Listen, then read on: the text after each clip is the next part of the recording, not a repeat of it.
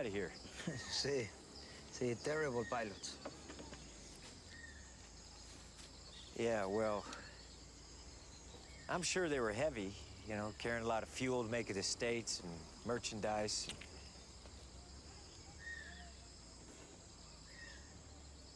Yeah, you know, this airport, I mean, it's high altitude and a short runway. And, I mean, shit, you got trees and mountains on both sides.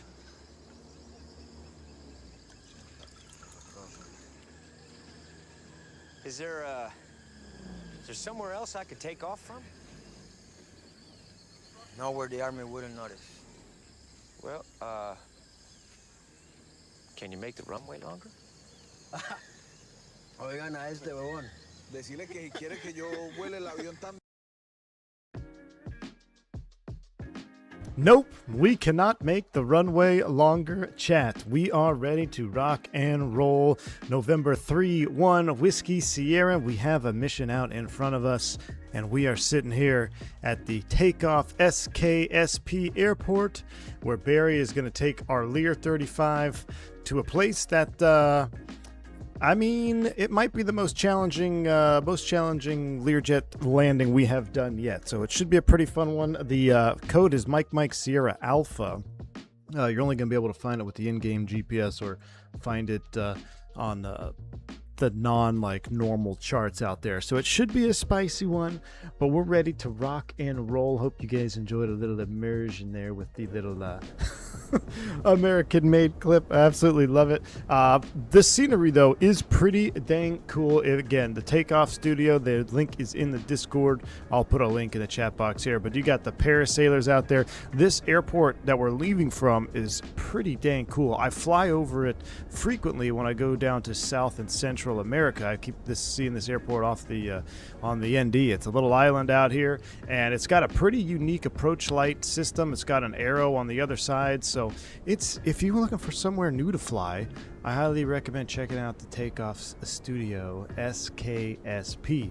So that's where we're leaving from, and it looks like we're gonna have to do a little bit of a back taxi, some reconnaissance here. Looks like the winds are gonna be favoring runway 06 for departure this morning, so we'll do a back taxi. SKSP San Andreas, ready to rock and roll in the Lear 35. Who's ready? You guys voted for it. Let's rock and roll. Mick Oatmeal's in the house. Good to see you. Hey, it's Todd's in the house. What's up? Alberto D. Good to see you, my friend. He's here as well. Let's see. Eastern T3 is in the house. Josh FSD. Joe Plains. Mr. Chicago. Good to see you, my man. Welcome on board. McAllen is here. Always a pleasure. Welcome on board. Captain Minnesota. Speaking of Minnesota, I need to finish my bid so I can see if I can't get FS Expo off for next month. Bombtex in the house. Zach Dill, Ken LeMay, Swarm, and many more. Welcome all. Welcome in. Bring your conspiracy theories to cruise. Don't bring your feelings, because this should be a fun one. Anytime we get up to flight level 450 in the Lear 35, stuff gets weird. We're going to have to talk about moon landings, chat. I had a debate last night. Oh my goodness. Lurking with dinner, Dougal McTavish. Good to see you, my man. Welcome in. On a more serious note, though, we do have the updated, this is the current latest and greatest Lear update from FlySimWare, the Lear 35. So we'll go ahead and start a little walk around pre-flight here. Let's go ahead and get the nose cover off there. We'll open up the cabin door. Wonderful. We'll pull the pitot tubes. We don't want to have those covered up as we depart. We'll come over here, pull our aft engines. I foresee the F-16 pulling up beside us mid-cruise. Hey, you never know, man. You never know. Let's go ahead and remove the engine covers. I don't know, this livery kind of, you know, it fits the theme. A little old school, little 80s, 90s paint job. You got the oranges, the blues, the browns. It's unfortunate that a ton of the liveries that we had in 2020 aren't compatible with 24 now, because they did that external model update and got everything a little bit more crispy looking, and a lot of those liveries are incompatible. So if you have the 24 native update, which is what this aircraft is, it comes with 3 different variants. The liveries are still far and few between. But is that the A-Team jet? I don't know. Is it? I don't know. You'll have to let me know. But Al, what's up, man? Good to see you. Had to run to the moon. Had to run in with the moon landing denier. Hey, it is what it is, Al. 1969, man. Nothing was going off. Nothing was suspicious in 1969. Isn't that the John Denver jet? I actually don't know. Mickey G's, that's up, my man. Home in time to get my tinfoil hat on. Mickey G. Mickey G. Mickey G. Did we land on the moon? I want to know what you think. In 1969. Did we land on the moon? Hmm? We're getting way ahead of ourselves, chat. We gotta get this airplane powered up first. Let's go ahead and so I've got pretty much a direct to here. I was wondering if I could put some waypoints in here, but the problem with SimBrief is I couldn't file to the airport. The airport was not identified in SimBrief. Let me see if I can put a couple fixes in here, though, that I have off the screen that might give us a little bit more. Let's try this. Fala. Waypoint. Yeah, Fala. Add. Let's delete custom. Remove that waypoint there. There we go. So Fala. Add waypoint. Then it had Percy, P-E-R-S-I, add, there we go, Percy, add waypoint, TNT, which is, that's Toncontin, Tegucigalpa, going to go right over the top of that, I believe, and then,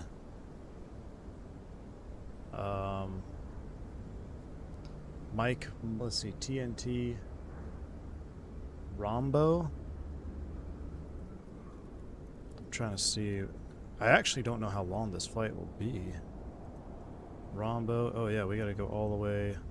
Okay, so that's going to keep us clear of that, and then we'll go direct to Mike Sierra Alpha. All right, there we go. So that is done. I'm going to VFR pattern. I don't want any of those. I just want direct. All right. So that is our flight plan. We might not go to TNT, but I wanted to see exactly where Honduras was.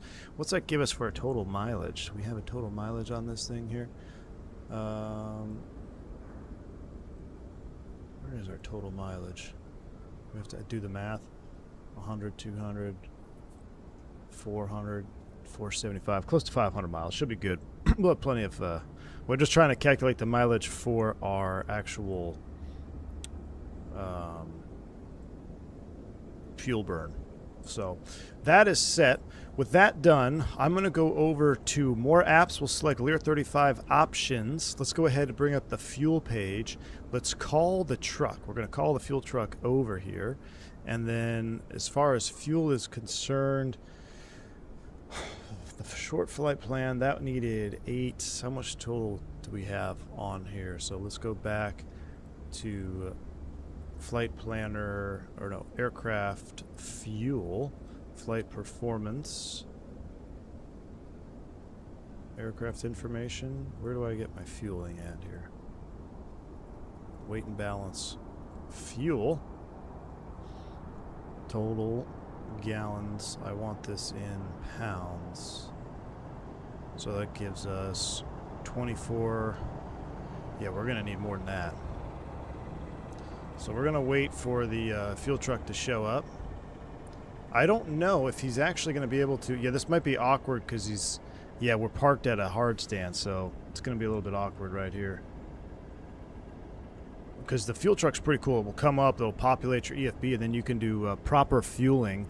We'll let him do his thing. We won't look at it, though. Let's go ahead and turn on the utilities page. Let's connect the ground power unit.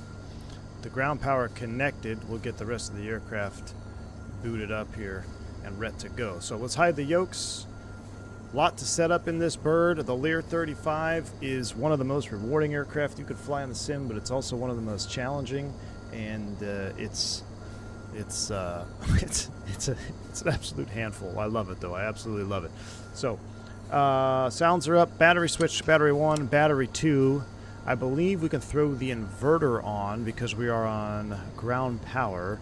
So if I go primary inverter, there we go. Get my AC volts. That checks.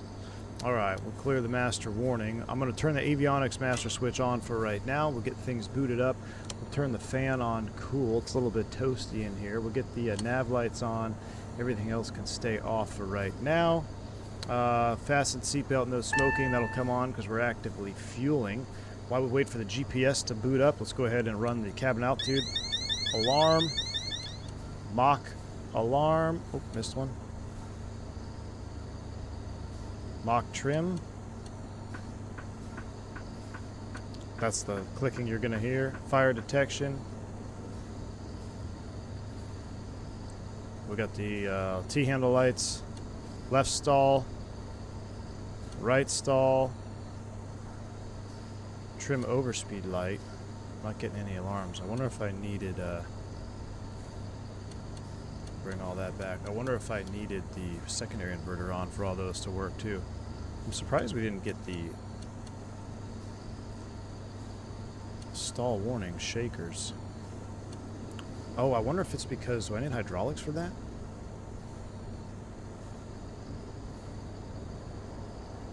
Might have to check that. I normally don't run that rotary test, but we'll call that complete for now. Let's get these GPSs booted up. We'll turn the Garmin up as well. The fuel truck is finally making his way around. That's good.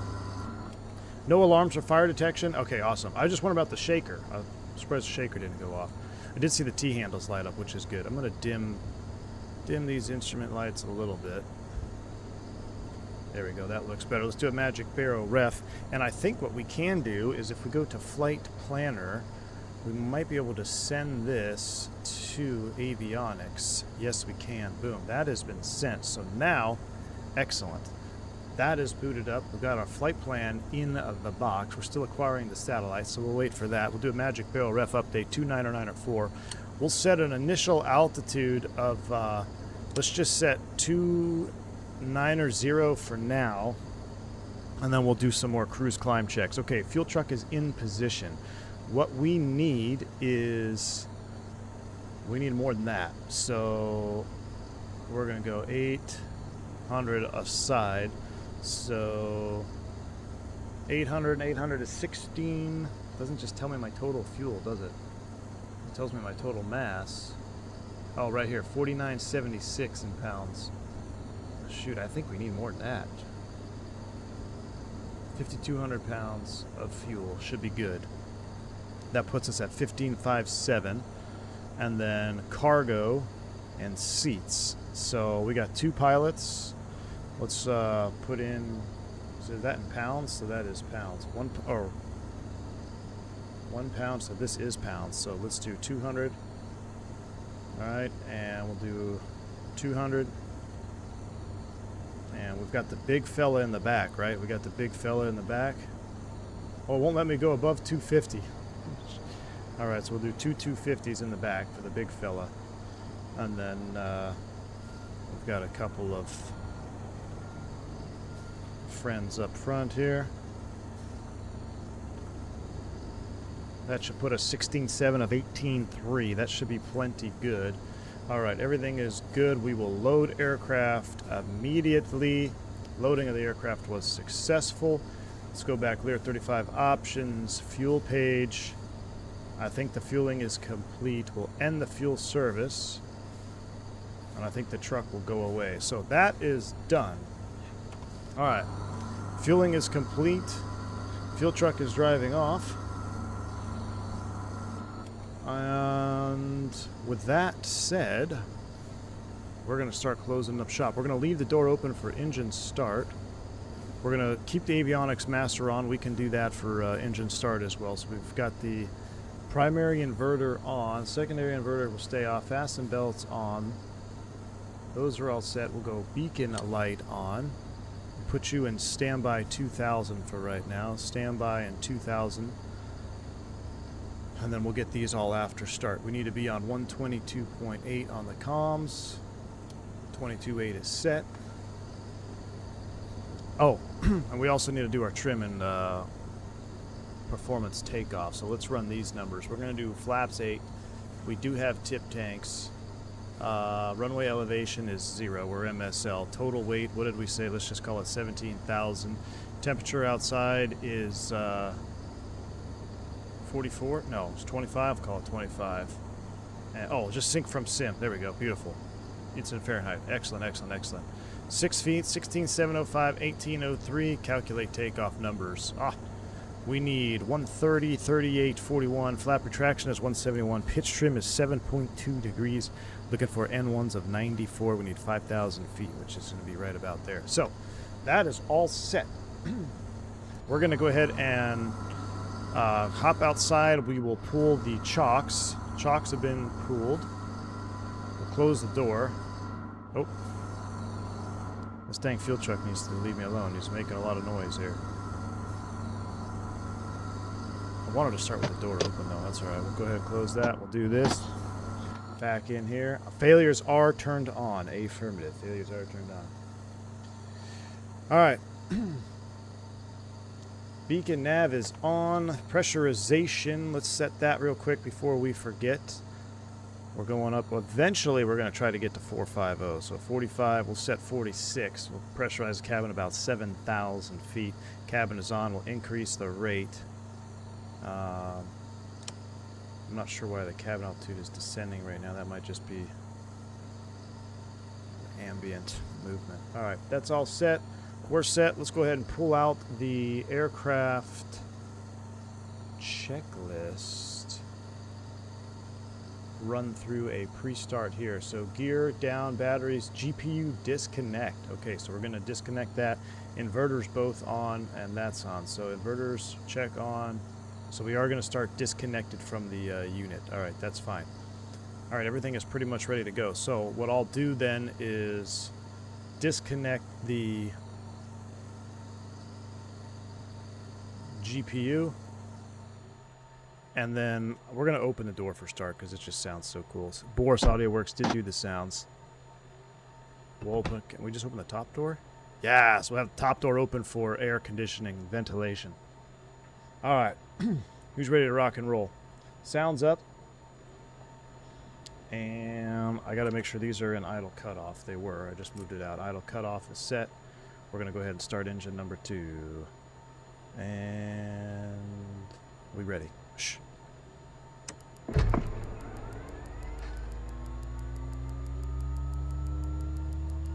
10, 12, fuel.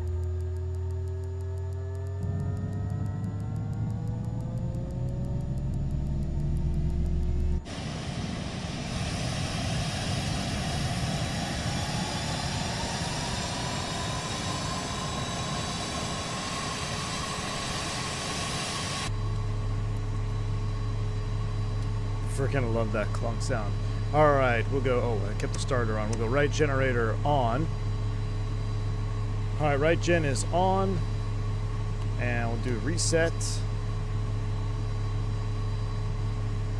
Right gen light is out. Starting engine 1. Here we go. 8, 9, 10, 12. Fuel. There's the light off.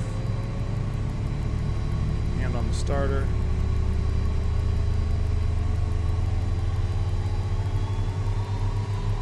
Starter off. Stabilize left generator on. Lights out. Primary, secondary are all on. Radio altimeter, emergency battery is into standby. Autopilot switch is on. Let's come back over here. Let's get the cooling on. And down to here, we're going to power up the primary and secondary yaw dampening. We're going to set our pitch trim.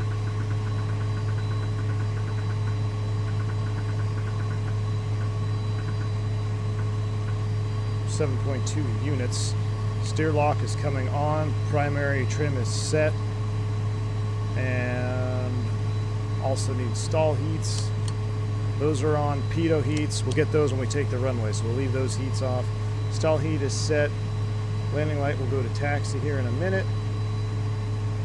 We're doing flaps 8 for departure. There goes the flaps. Let's close the top door here if I can. Oops. Sneak around here.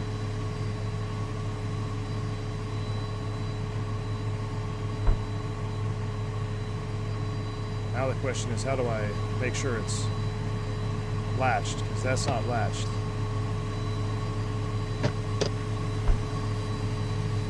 Uh-oh, we got problems now.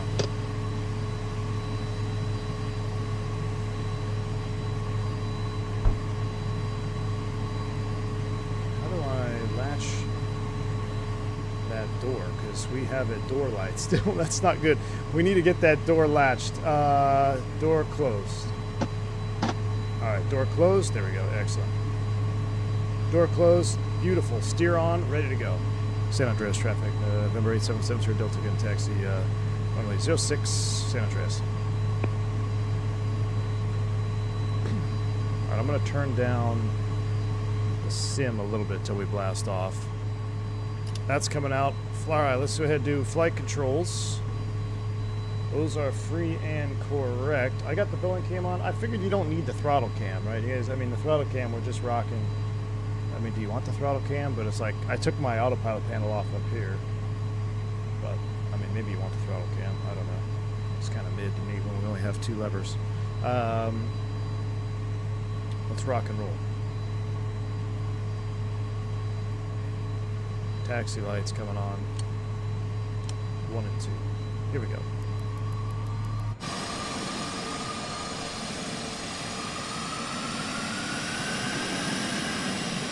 Those go steering checks.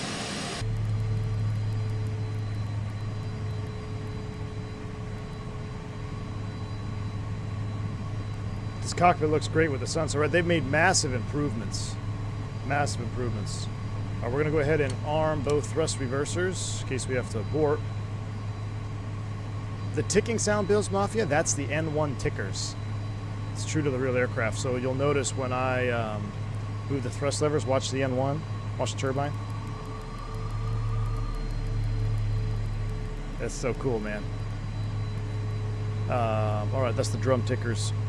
San Andreas traffic, November 8770 Delta, back taxiing runway 06. All right, so we're going to back taxi. We get all our lights on, 1, 2, 3, and 4. We get landing lights. Those are coming on. And then we might as well throw on pitot heat. And is there another light on there? There's not. All right, that's it. Let's go.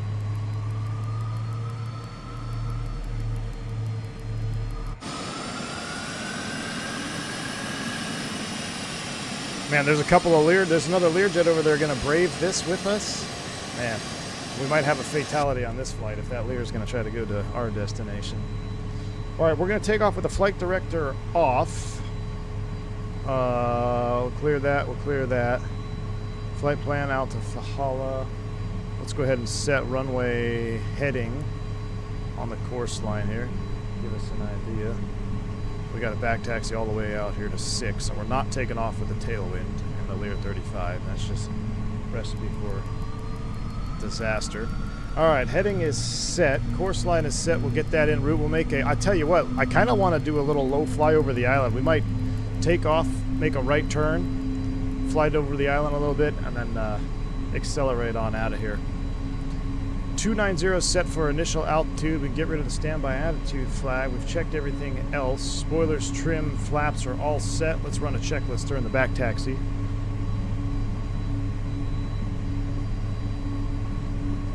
All right, so we've done all of this. Before taxi, avionics, radar, light strobe as release. Taxi before lineup. Thrust reversers check, stowed, they are. Flight controls check, spoilers retracted, flaps 8 degrees, trims, primary, lights out, cabin pressurization is set, cabin air is on, cabin temp controls are set, 77 in here. Oops, yeah, everything is set. Slow down a little bit here. That whine is the nose wheel on the groove runway, absolutely love it. No, elevation is 0 feet. It's actually 6 feet, I think, Scalber. All right, runway lineup, brakes, transponder, thrust reversers, arm, pitot heats, lights, stall warning, ignition. We'll get all of that on lineup. In flight after takeoff, I got to remind myself of all these items. If you guys aren't familiar with the Lear 35, I'm probably not going to talk to you until we pass 10,000 feet once we go to takeoff. I haven't talked to you very much already, but that's just the nature of this aircraft. Got to slow down here a little bit. All right. After takeoff, we'll get the engage, we'll disarm that, flaps, excellent. So that's where we're at. We've got green arm lights. We are ready, chat. We are ready. Let me hide this yoke real quick. We'll get the ignitions. And the hydraulic pump can stay off, right? We don't need the hydraulic pump on. That's just a backup.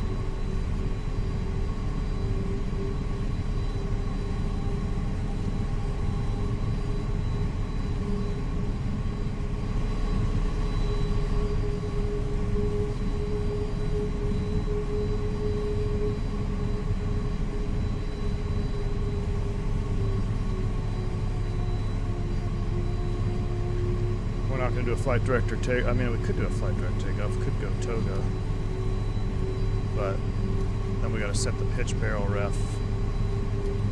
Let's just turn it off. We will arm the altitude cap. So before we forget that, altitude is armed.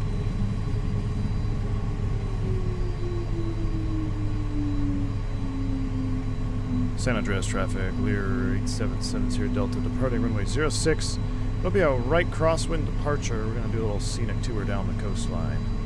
San Andreas.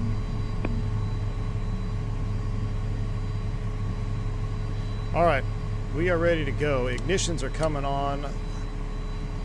All checklists are complete. I'm not used to taxiing with the nose wheel steering on my feet. It's good, I like it.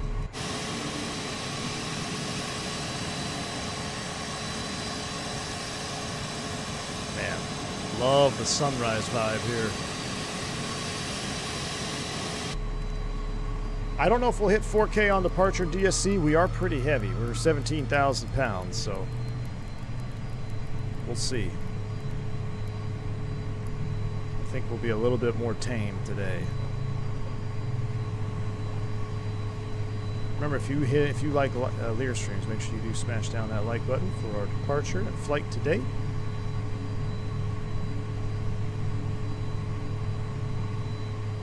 All right, I'll readjust our heading just a tad.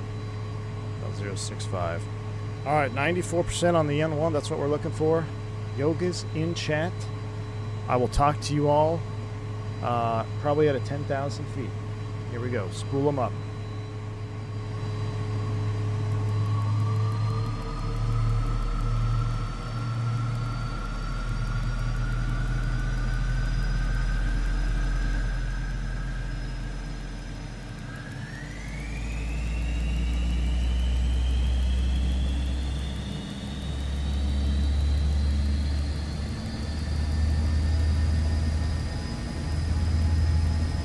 So 94, 95. 95 set, brakes released.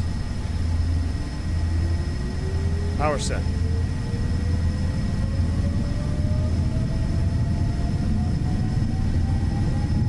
$80.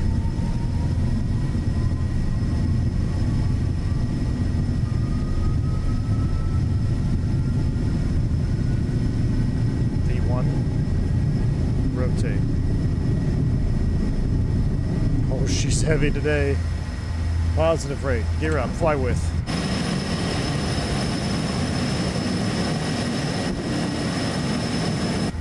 Look at her wanting to scream. Let's get right turn departure here. Look at the parasailers down there. Cinematic departure. Look at that. That's so cool. That they're parasailing, right? Sweet little airport. All right, coming through 190 flaps coming up. Looking for 250.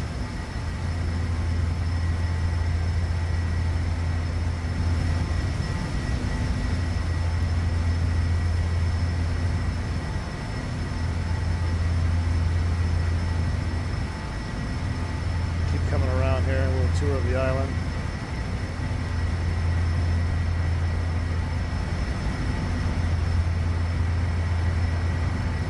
All right, coming up on 250 knots.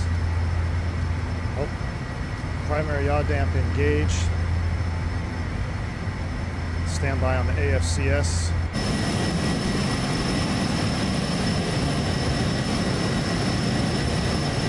That's awesome. Let's go ahead and get turning en route. We're at 250 knots. Flight plan. Oh gosh, I screwed it up. Already starting to speed. Flight plan, cursor. Correct. Enter.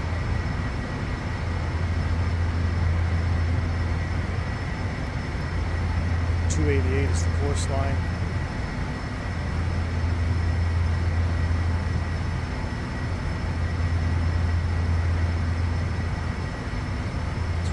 Set. Let's bring our heading bug over about 310 to intercept.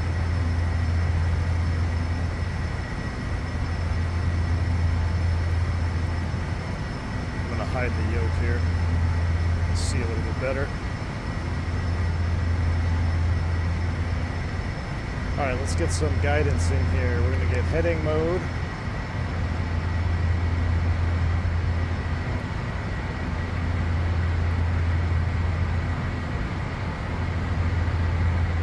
Engage. We're pitch barrel ref now. Already speeding. What's going on with my nav page?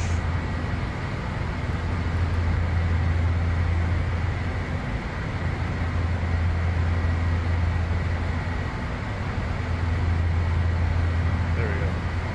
Nav.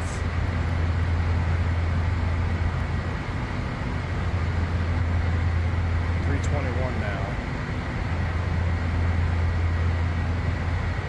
There goes 9,000 feet. We're already above 250. That's all right. Getting ready to go through 10,000 feet. So let's go ahead and go. Ignition's coming off. Landing lights coming off. Heat is good. Stall heat is on. There's 10,000 feet. Pitch barrel ref will come down. We'll look for about 290 in the climb out. Cabin is climbing. Diff is moving. This is all set. We'll go ahead and turn the recogs off. Yaw dampers engage. Altitude is armed. I think we're cooking. Let's go ahead and continue our climb. Reset our magic barrel ref. We're going to set initial climb 390. That'll save us for our 40 checks. I've even got the power back a little bit. Go up to 94 on the turbine here. Oh, we left the transponder in standby. Whoops, thank you.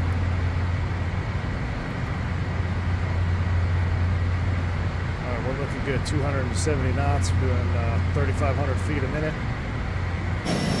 Temps are good. Sounds are coming back down, so I can hear myself think a little bit. Whew. We are on the wrong freak. We need to be on 22.8 on COM 1. Where is, we were talking on the wrong COM the whole time. 22.8. COM 1 is set. COM 2 will put you back over to something else, 26.85. That's fine. Resync our heading bug. And we're cooking. Let's go ahead and run some checklists. After takeoff, gears up, yaw damper, thrust reversers. Disarmed. Flaps up, landing taxi lights off. Climb checklist, altimeters, recogs off. That leaves us at the cruise checklist. We can probably start getting rid of some of these instrument lights here too. We don't need these anymore. Oh, we need those. We could panel light off.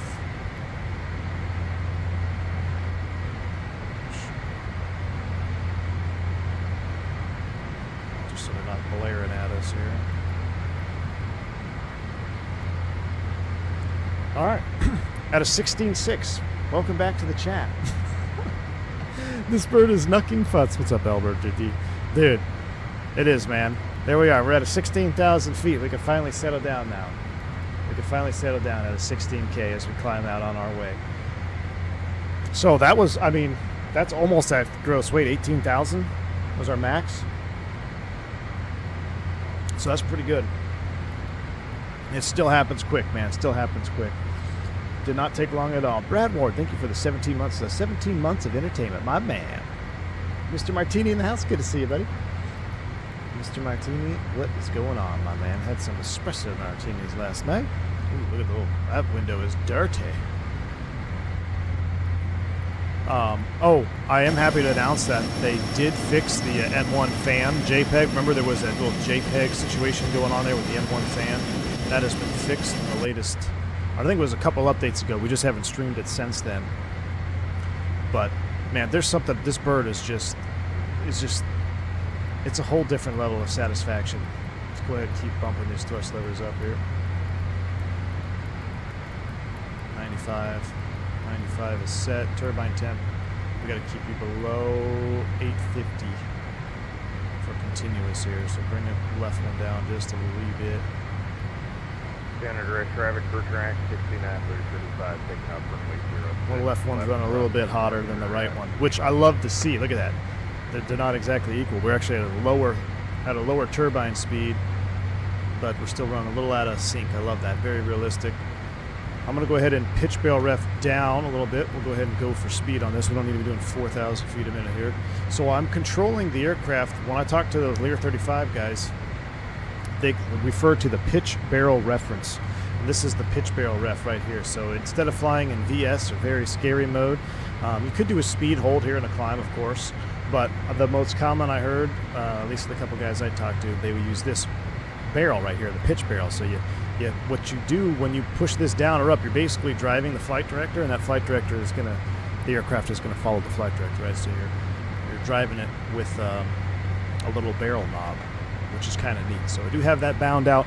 Flying the Lear 35, you got to have some pretty key binds set up. They've done a really good job now in the latest update of the Lear 35. They got key binding recommendations, and they even have their own key binding program, I believe, right, Vodka? But if you're looking for something different, I mean, I cannot every time. We don't fly this plane very often, because it's just one of those airplanes that are so workload intensive. It's hard for me to keep the chat engaged and stuff. But if you're looking for something that is completely different and an absolute handful to fly, this is where you look no further. The Lear 35 from FlySimWare, fantastic aircraft. Well, they do have failures. We'll take a look at that in cruise as well. I do have the manual. Why did our Garmin just shut off?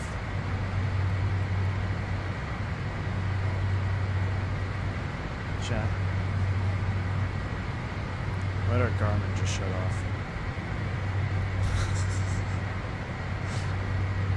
We cannot find our destination without the Garmin. Ken LeMay, what's up? Thanks for 31 months of support. Says, Espresso Martini, you say? I'll take one for 31 months. My man, Ken LeMay, thanks for the 31 months of support, dude. Appreciate you. Ryan Lowell, thank you for the 35 months of support. Almost shy of a month shy of 3 years. My goodness. My goodness. Thank you so much, man. 3 years. Alpha 7 Zulu Zulu. Do we have a failure? I don't know if we have a failure. I don't know what happened. Maybe we're getting jammed or we just lost the GPS position. I don't know. We're still tracking in nav mode.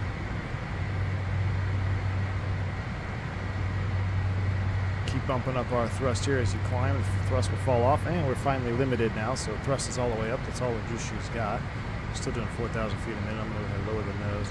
Let's see if we can get our GPS position back. Okay, it's back. Don't know what that was all about. Just Lear doing Lear things. Just the Lear doing Lear things. All right, I'm going to go ahead and just like a Mach indicator here. So we're well into the Mach range now. We're doing, take a look at this indicator here. We're doing 6.8 Mach. I'm going to pin you right about there. Shallow it out here. We're already at 32,000 feet. Let's do a cabin check. All right. Cabin air is cold, so let's go ahead and see if we can't warm that up a little bit.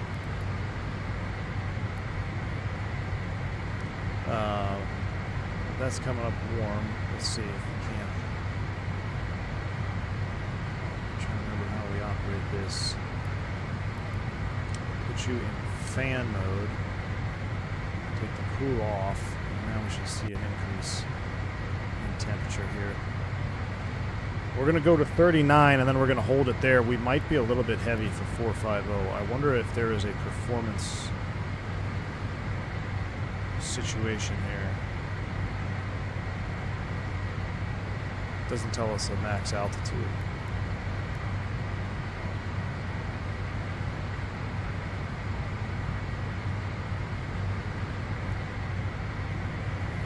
changing that.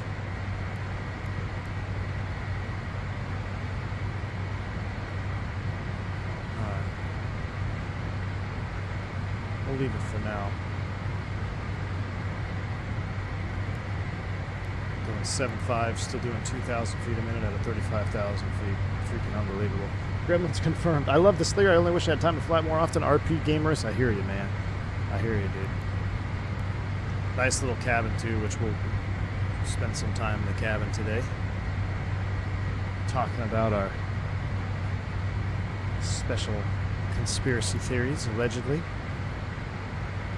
But I don't want to park it on the window view just yet. I get a little nervous. We got to make sure we get up here to cruise altitude. Everything's all good. I haven't flown this plane in so long. I forgot how much I liked it. Mickey G, dude, and the updates that they keep pushing out, man. They keep refining it. They get it cleaner and cleaner. It's really stepped up from when it first came out, too. It's on the performance table PDFs, vodka. I don't have. Is that in the? Let me see if I can pull that up. Your aircraft for a second. Let me go to. See if I have that somewhere in here. They're talking about in the aircraft folder.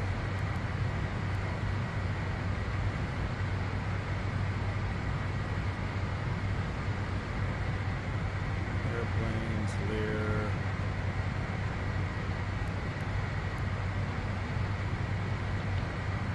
Config, no.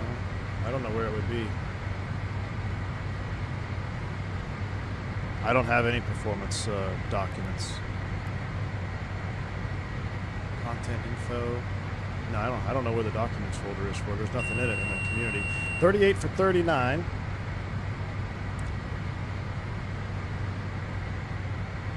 We'll let her cap here. We'll see what happens.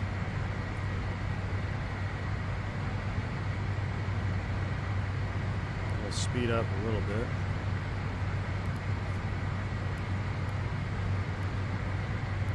Golly, what was our time to climb? I mean, we're already at 39,000 feet.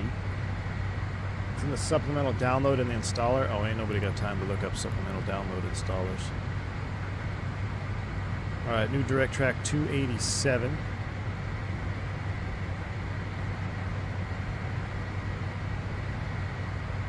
All right, coming up on 390, we're level. Cabin is good and stable.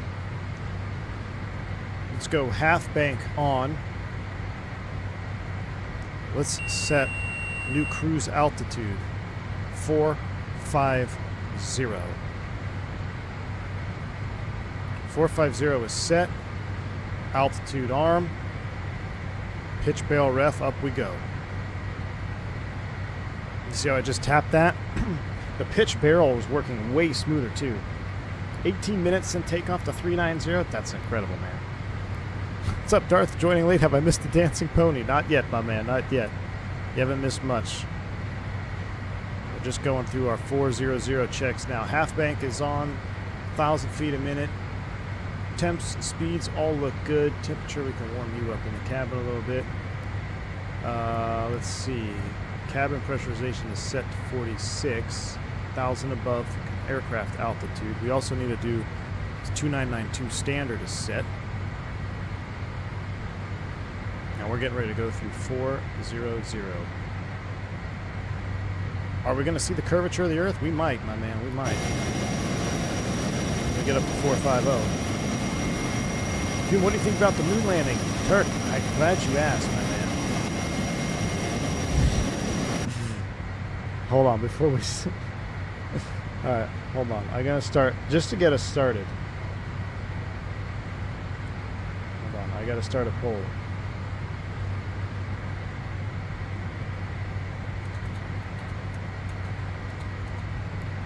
Was it? It was Nixon, right?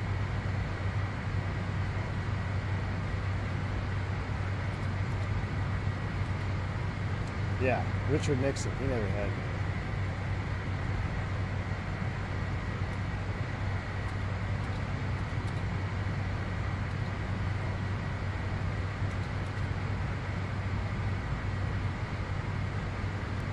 All right. Get the popcorn ready. I get my coffee ready. I get some tunes ready. There is a... where is the headset thing? Because isn't there noise canceling on this sucker? I thought there was noise canceling.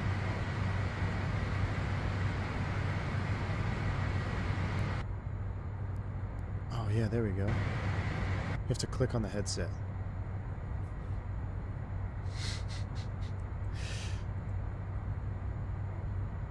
Mouse wheel on the jack. I was wondering if I could increase or decrease the level. I don't think I can.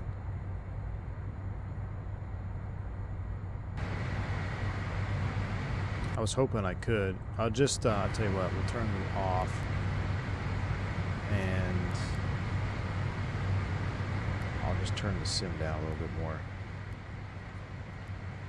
I'm spoiled because I've always loved Boris noise canceling, but then he simulated the noise canceling. I think it was, is it on the Black Square aircraft where he simulated the noise canceling, but then he has an adjustment where you can adjust how much noise canceling you got. All right, poll in chat. Did we land on the moon in 1969 and phone them from a landline with no delay? 60% of you believe we did. 41%, it's going down, 59%. 41% believed we did not land on the moon in 1969. I gotta be honest with you. I had no reason to not believe that we didn't land on the moon in 1969. And then I realized I've got about a 50-second delay between my fiber internet and YouTube and the chat box. But we had zero delay talking to the moon from the White House.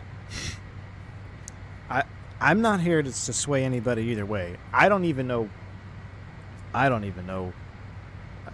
go back and forth on this one, y'all. I'll be honest with you. Up until about a year ago, oh hell, probably up about until COVID, when everything started to fall apart, I had no reason to not believe. But every day I switch. I go back and forth. I can go either I say I can believe it, I cannot believe it. AJ Funari is already trying to get me striked. You're kicking off the 410 talk. Remember when you had to get a safe and effective vaccine to protect your neighbors? Well, here comes the next one, AJ. I can't even say the word or else YouTube will absolutely censor everything. Moon to Earth signal delay is 1.3 seconds. Well, then how come it takes, 50 seconds between YouTube and the internet when you're doing the, fiber connection? Hayden says the Earth is flat. That's why you do short haul. Yeah, listen, though, I can tell you that the Earth is not flat, unfortunately. That one I don't believe. Al, you watched it live on TV in 1969? Yeah, I know a lot of people did. There was, how many viewers did they say watched it live? 70 something? Hold on.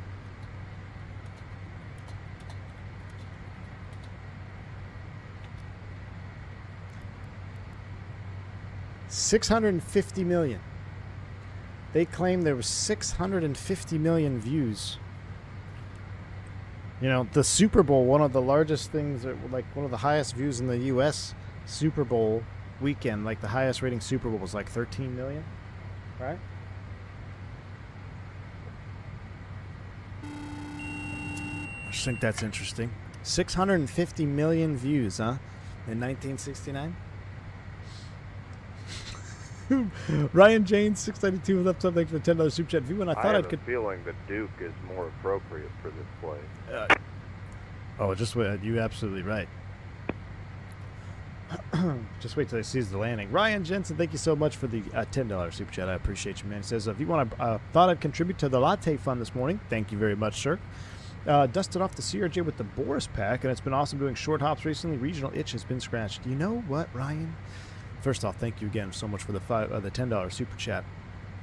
The CRJ, is that something we need to revisit? We haven't flown that airplane in, oh my goodness, I don't even remember the last time we flew it. Over a year. It's been over a year. I don't think I've ever flown it in 2024. Have I? Is that something worth taking another look at? I don't know. All right, we're getting ready to level 450. Let's make sure everything levels, and then we got to make sure our power is set here.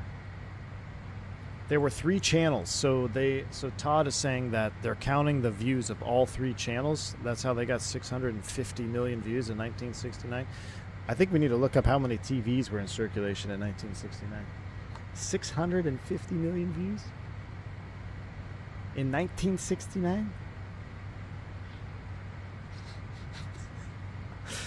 Oh my gosh, this is gonna be interesting to stream. Is the 727 worth it, Dandrini? I believe it is. If you're looking for that retro jet. Funny you actually say that. I was thinking about updating mine and getting ready to do a 727 stream here pretty soon. That's another one we haven't flown in a really long time. All right, 77 degrees is a little bit toasty for me. Let's knock it down. See if we can get to about 75 degrees. Cabin is stabilized. Max diff is okay. We're struggling here for the last 100 feet. We're doing 463 knots over the ground at 450. We're doing Mach 80. Oh, we're doing it. Yeah, we're doing 80 Mach here at 45,000 feet. I'm going to have to bring the power back just a hair, just barely. I wonder about 90% might be enough. Let's bring those clackers down on the turbine.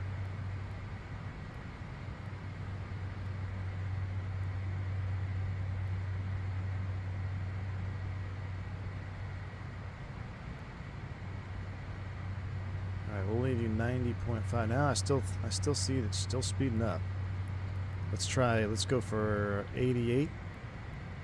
Gotta be careful up here. You don't want to fall off the back end of this sucker. I'm gonna bring turbine down. Let's go 89.0. Let's see what that does here. Once we get her stabilized, we'll be able to sit back, relax a little bit more. We'll go 88.9 across the board. Actually, isn't there a fan sync here? We also need to sync up. Sync turbine.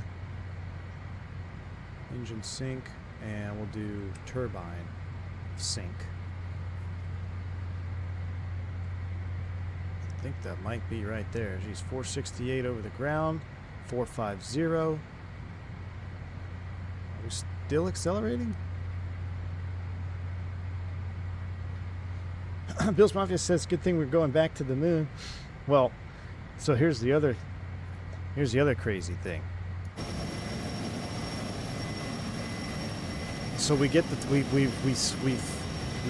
get the technology to go to the moon in 1969, right? And then we destroy all of the data and information that we use to get there. We destroy it or lose it. That's a little interesting, right? Anybody? What do you guys think about that? Seems a little sus. Let's see. I feel like we need appropriate moon landing music. What is moon landing music?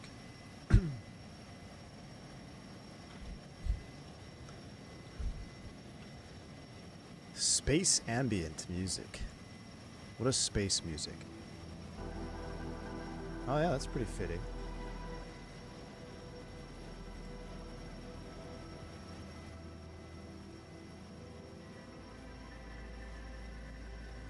The data was lost because of a leaking toilet.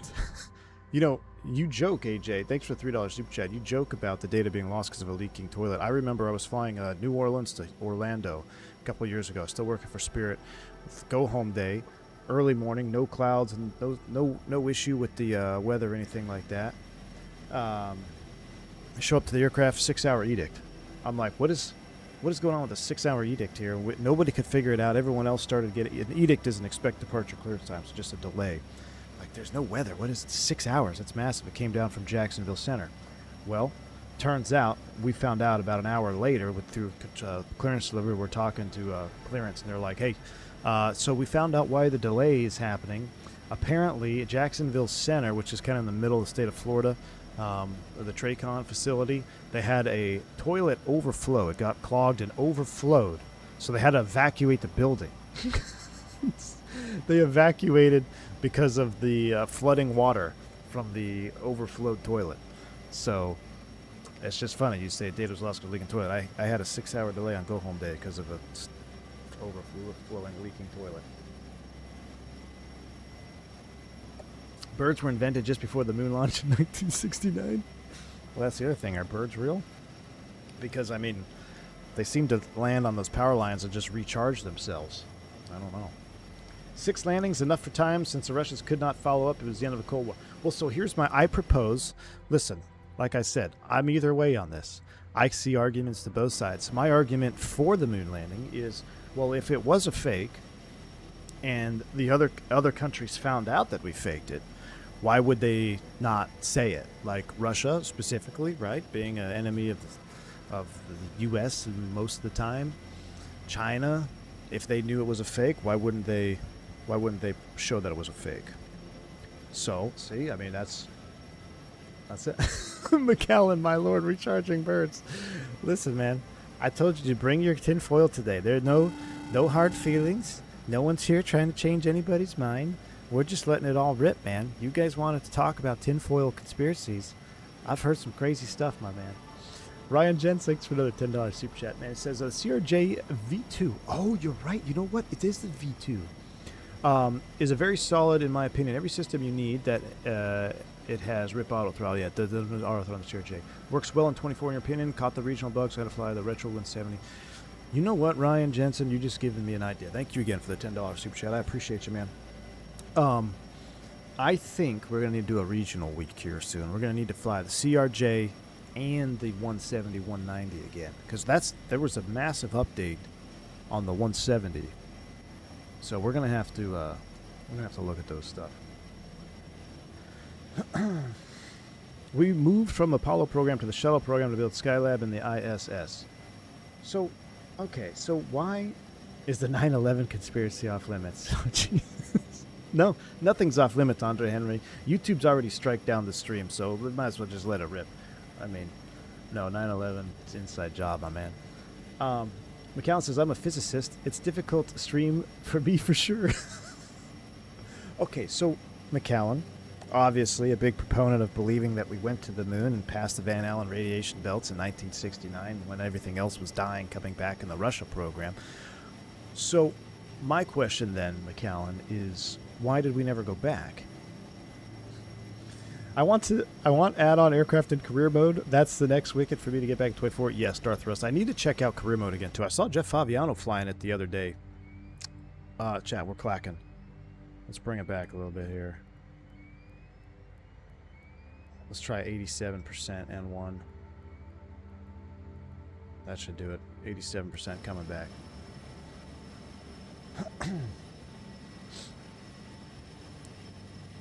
My dad's a controller at Denver Tracon and about to retire. Very cool. He took me to work and they have a projector running a Flight Radar 24. Half the stations are CRTs and the keyboards aren't even QWERTY. Really? That's, I mean, old school tech, man. Joe Rogan and Bob Lazar podcast for in-flight entertainment. Mickey G, I missed your comment. Mickey G, I asked you earlier, what is your status? Are you a yay or a nay on 1969 moon landing with Nixon as president, who have never had anything suspicious about him? We called them with no delay. We had a phenomenal auto recording of the camera of the capsule leaving the moon. I mean, it was phenomenal film work. They knew exactly where to place it. The rocket just blasted off the tinfoil lander. I mean, incredible feat of engineering in 1969 when we were in the dead heat of the space race trying to beat every other country to the moon. The U.S. would never deceive anybody, right? McAllen says because the free world proved their point and because it's expensive with no real benefit. Okay. Listen, McAllen, I'm very valid, my friend. Very valid.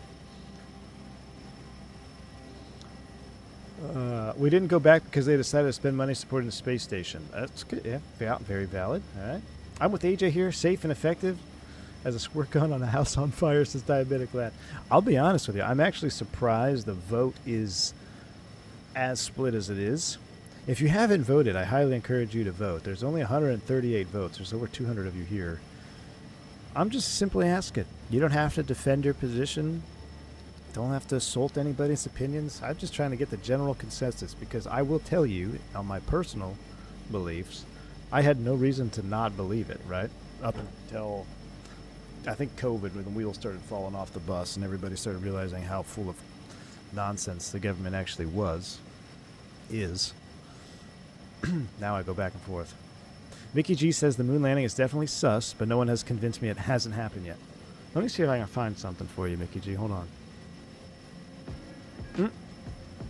That's not it, my bad.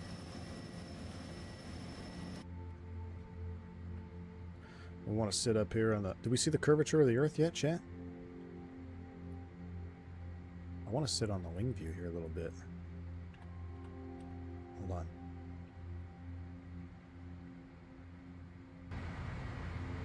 We need more kinds of these streams. McCall says, now we want to go back because, guess what? The Chinese wanted to go soon, and the free world answers to call yet again. Well, hey, man, we might be going back, right? They flew around the moon. I did think it was interesting that the... So, okay. I have a question. For the recent circle around the moon thing, I have no reason to believe that was fake. But the heat shield on the return capsule, right? When it hits the water, you're telling me that that material is not hot by the time it hits the water, and so there's like no boiling. Maybe it cools rapidly after it comes through the atmosphere. Is that what it is? I mean, because that thing is cooking, right? And then it hits the water, and it's just no steam, just floats in. I mean, I'm assuming it probably cools down as it comes out of the atmosphere. I don't know. Plenty of time to air cool. This is a good burping sipping stream. Yeah, dude, it's 5 o'clock somewhere. Let's see. I wanted to find this video.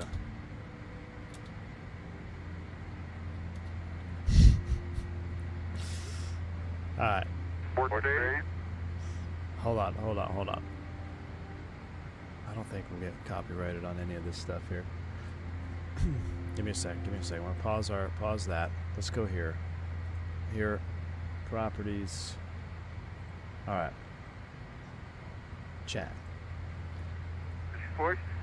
Engine arm is out. Okay, I'm going to get the pro. 99, proceeded. 3, 2, 1. Ignition. Right away, Houston. That looks so real, right? Look at that camera work. That was 1972. I hear you have good thrust. Huh. That's some incredible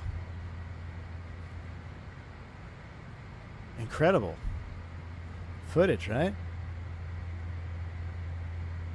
They controlled it from here, so there's no delay with controlling the camera, right? Because what they're seeing is instantaneous, real time. Is that what it is?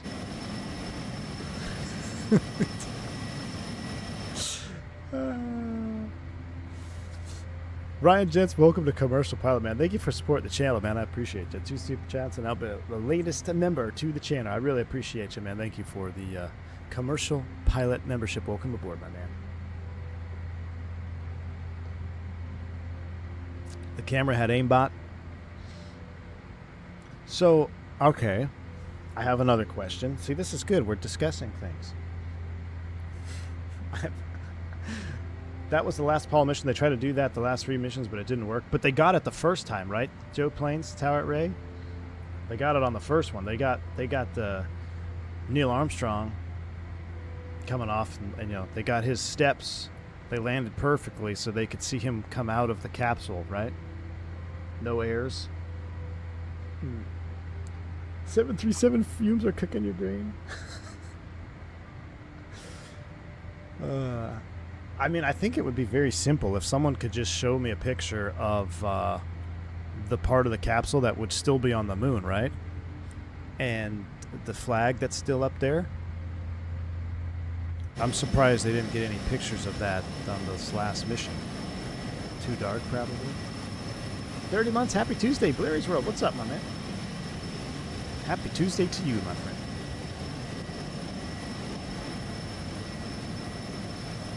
They didn't land perfectly. The autopilot cooked itself, and Neil Armstrong had to manually land it. That sounds almost like a movie.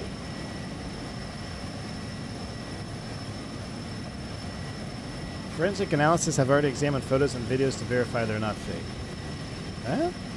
So you can't argue with science, right? Trust the science? That's what we're told to believe. Unfortunately, someone has probably stolen the flag now. It may be. Maybe, yeah.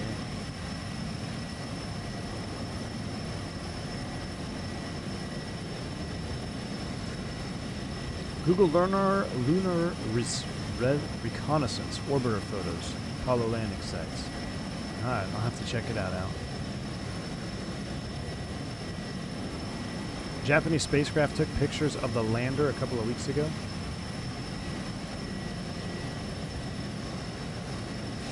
Loving this bipolar Texas weather we're having right now at Blair's World. I hear you, man. I'm going fishing after this stream, my man. I did get picked for another 3-day trip tomorrow, so I will be gone yet again, a non-commutable. So after today, I will be gone for another couple days.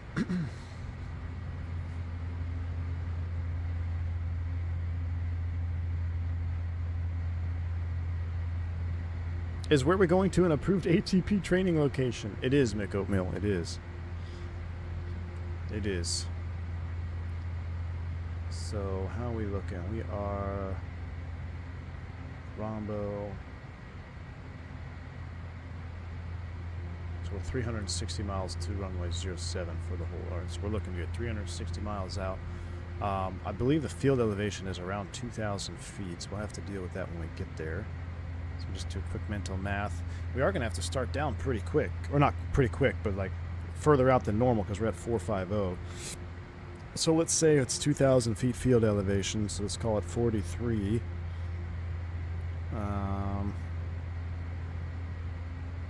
Well, we need to be at 3,000, 3,500 feet, right? So 45 minus, hold on, 3,500, 41.5, and then we're going to multiply that, and then we're going to add another 20 miles because I'm not very good at it, so we'll call it 144. Let's just say 150 miles out at the very latest is when we need to start coming down at 150 at the latest. I went out to Lake Buchanan 2 weeks ago and fished out there. Nice, man. Did you catch anything? Anything good? What's the story behind Learjet conspiracy? I mean, on one hand, I get Learjet guys are off the strange, but do you have a story? No, Happy TP, what's up, man? So we often, I don't know how it started. It started on one of the first Learjet streams we did up here at 45,000 feet because the lack of oxygen at 450, if you were to have a rapid decompressurization, and you've got all the radiation up here, all that wonderful stuff. So whenever we bust out the Lear, things get weird, you know what I'm saying?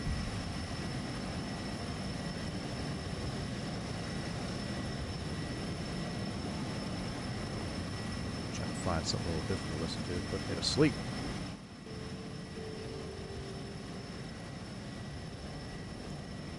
As many radiation exposures as the Van Allen belts. Yeah, so we did, right? 1969, we went right through the Van Allen radiation belts in that tinfoil lander.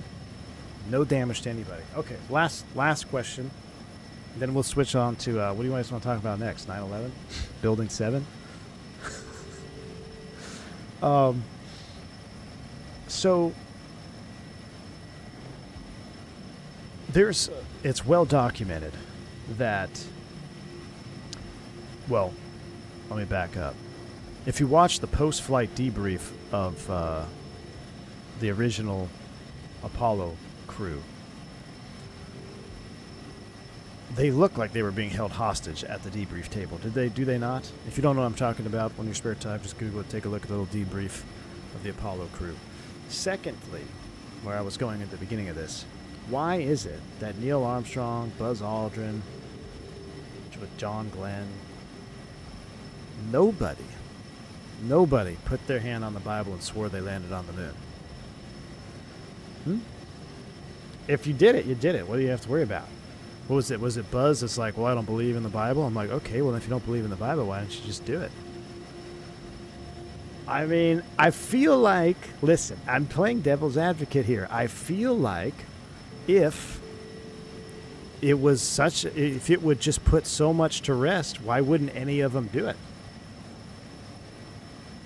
I don't know. I'm just playing. Listen. I can see. You can convince me either way. Talk about the Bigfoot theory. Oh my gosh. There's my buddy Travis. He's a big Bigfoot believer. The Van Allen belts are highly overrated. Sure, increased exposure, but it's not deadly. Just don't do it too many times. Like, you get 5 to 10 times more radiation doing a CT scan. Really, Scalper? Okay. See? We're learning things here. We're learning things here.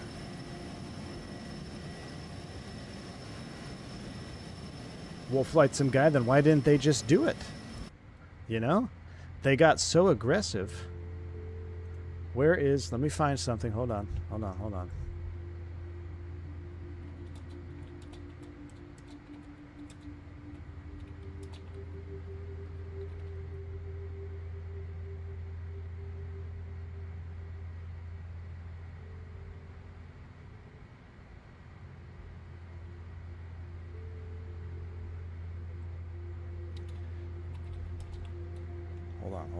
Hold on, Chad. I'm researching.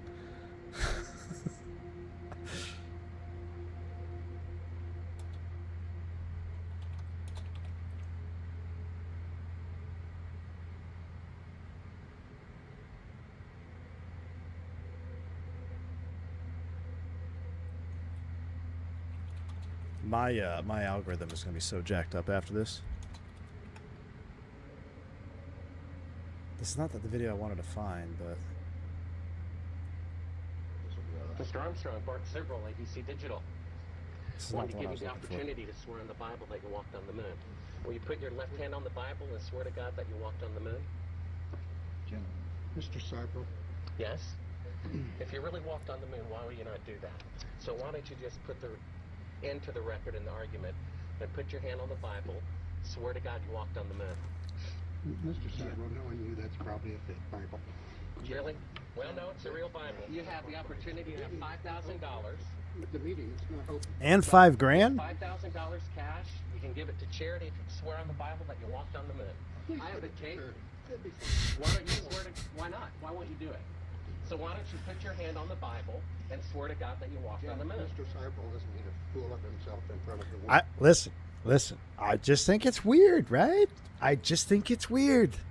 I'm not saying that's proof. I love how... Guys, look at this. So, hold on. Can you see this? I literally scrolled down. Look at what was in my suggestions. So I'm looking at, like, all this. We got Mythbusters, debunking conspiracies, and then friggin' the stream is right there. I absolutely love it. This is... Well, we are so cooked. YouTube is going to be...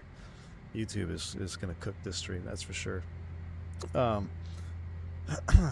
I wouldn't do it just to spite that prick. No, well, see, Alex Bim. See, I think that's valid, right? You got a valid point there.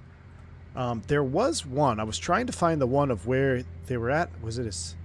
It wasn't Neil Armstrong. It was the other one where they, like, his son was on the phone and said, "Do you want me to call whatever?" And, like, have him. I don't know. It was weird.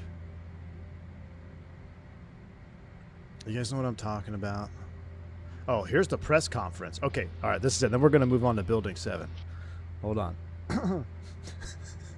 What about the Loch Ness Monster? Dude, Romulus, I swear I saw the Loch Ness Monster one day. I swear I saw it, and then it turned out to be a gar the size of my boat. It's unreal. Alligator gar. All right, there's nothing suspicious about this, right? The machinery which had been behind us up until this point. Corner showing that we were indeed traveling slightly sideways at touchdown. Now, their body language looks totally normal and excited to have just landed on the moon. We had some difficulty at first getting the pole of the flag to remain into the surface. In penetrating the surface, we found that most objects would go down about 5, maybe 6 inches, and then it would meet with a gradual resistance. At the same time, there was not much of a supporting force on either side, so we had to... Well, it looks a little bit suspect, all right? All right. I'd rest my case. That's fun. Let's see. How we doing on mileage? Well, we're getting ready to make a couple of turns up here. We are half bank. Let me, we're going to move on to the next one. So 34% of the chat does not believe we landed on the moon in 1969. Absolutely interesting. Let's go ahead and add another poll here. Another poll coming up.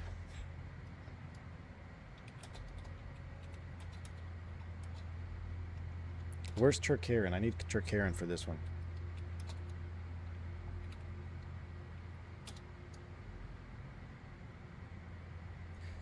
So before I post the poll, UFO talk when? Oh, Mickey G's. UFOs, dude.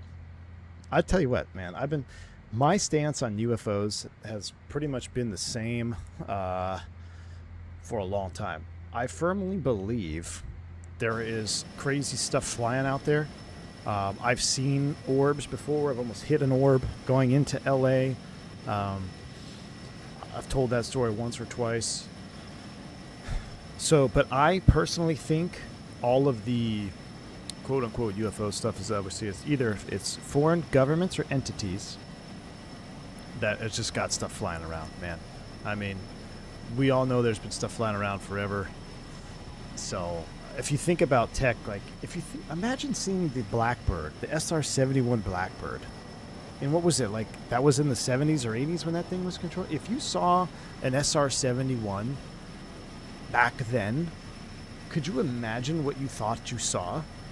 And then, like, you know, the U-2 and everything like that. So if that was what was going on back then, imagine what we got going on now in 2026 with AI tech and or with AI to help drive tech and all this stuff. I mean, it's got to be the F-117, another one, man.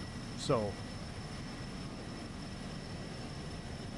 it was developed in the 50s, 60s. Well, it was even earlier than that, right? Yeah. So I don't know. All right.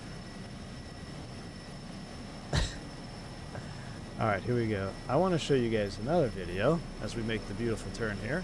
And Turkarian is in the house. Turkarian is married to an engineer. So let me find a proper video here.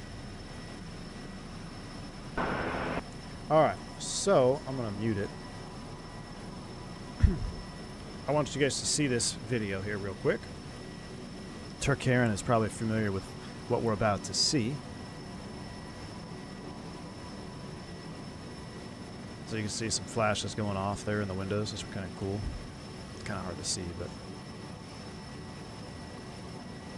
All right, so here goes the building. It falls right into its footprint, right? Turkarian, what would you call that? That is called a controlled demolition, right? So that is what happens when you have strategically placed explosive material inside a building to demolish it within its own footprint. So you take down these old skyscrapers and you can rebuild them, and it causes zero damage to everything around there, right? Controlled implosion, all right? Okay, so we've seen that video. Now, I want to show you another video of this building. And I want you to tell me if you think it is similar or not. So there goes a building right into its own footprint, right? Kind of a bad angle there. Let me see if I can find a better one for you. So maybe this is a good one right here. Would you say that this is, it looks like it's collapsing there at the roof first. You see that? I saw a little bit of the roof kind of go in. And there it goes on itself. Some flashes in the windows. Very similar. I think most of us would agree that those are very, very similar types of building destruction. So, what you just watched there in the second clip was Building 7 in New York City in September 11th, 2001. That building allegedly collapsed due to a fire in the basement, simultaneously burning through all of the supports at the exact same time due to and it also, well, so that's the official statement, is that the fire started in the basement and had burned through all of the building supports simultaneously at the exact same time. The fire started from debris from the South Tower? One of the trade center towers. Allegedly, the official narrative is debris from one of those towers flew over to Building 7, several blocks away, started a fire in the basement, and then simultaneously, just caught fire and collapsed. That building also held records, banking records, national banking records, which coincidentally, how many billions were lost the day before?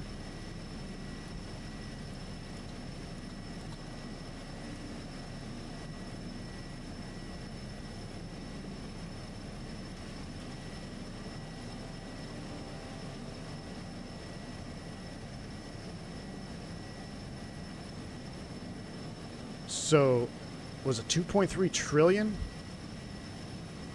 So the paper trail for the $2.3 trillion from Donald Rumsfeld was allegedly the documentation for the $2.3 trillion was in Building 7. That building collapsed on September 11th. Hi. I don't know. I'm just curious if you guys think that Turkaren, what do you think? Turkaren, you're an engineer, my friend. Did that collapse look like a building going down by fire in the basement? I don't know. All the gold was taken from Building 7? Listen. I think you had too many fume events. Listen, you guys wanted this stream. You guys said you wanted to bring out the tinfoil. I'm bringing out the tinfoil. Don't get mad at me. I'm not trying to sit up here and tell you guys what to believe or not to believe. I'm just showing you guys some information, showing you some video that's public information, and we're just having a good old talk about it. Just having a good old talk about it. Google the National Reconnaissance Office drill. BombTech says, I used to think 9/11 stuff was crazy until I started studying it. Yeah, I'm right there with you. Listen, I watched 9/11 on live TV. I remember specifically, my dad had, he got me out of bed and he's like, look, initially the reports were that somebody had flown an airplane into the building with bombs. That was there was, nobody really knew what was happening right the day of. So he was getting ready for work. I was going to get ready to go to school. So he hopped in the shower and I was watching what was going on. And then I remember watching the building collapse on live TV. And then when my dad came back out, I told him, I was like, look, the building's gone. But yeah, it's very real. It's absolutely, tragic. One of the worst days in U.S. history for sure.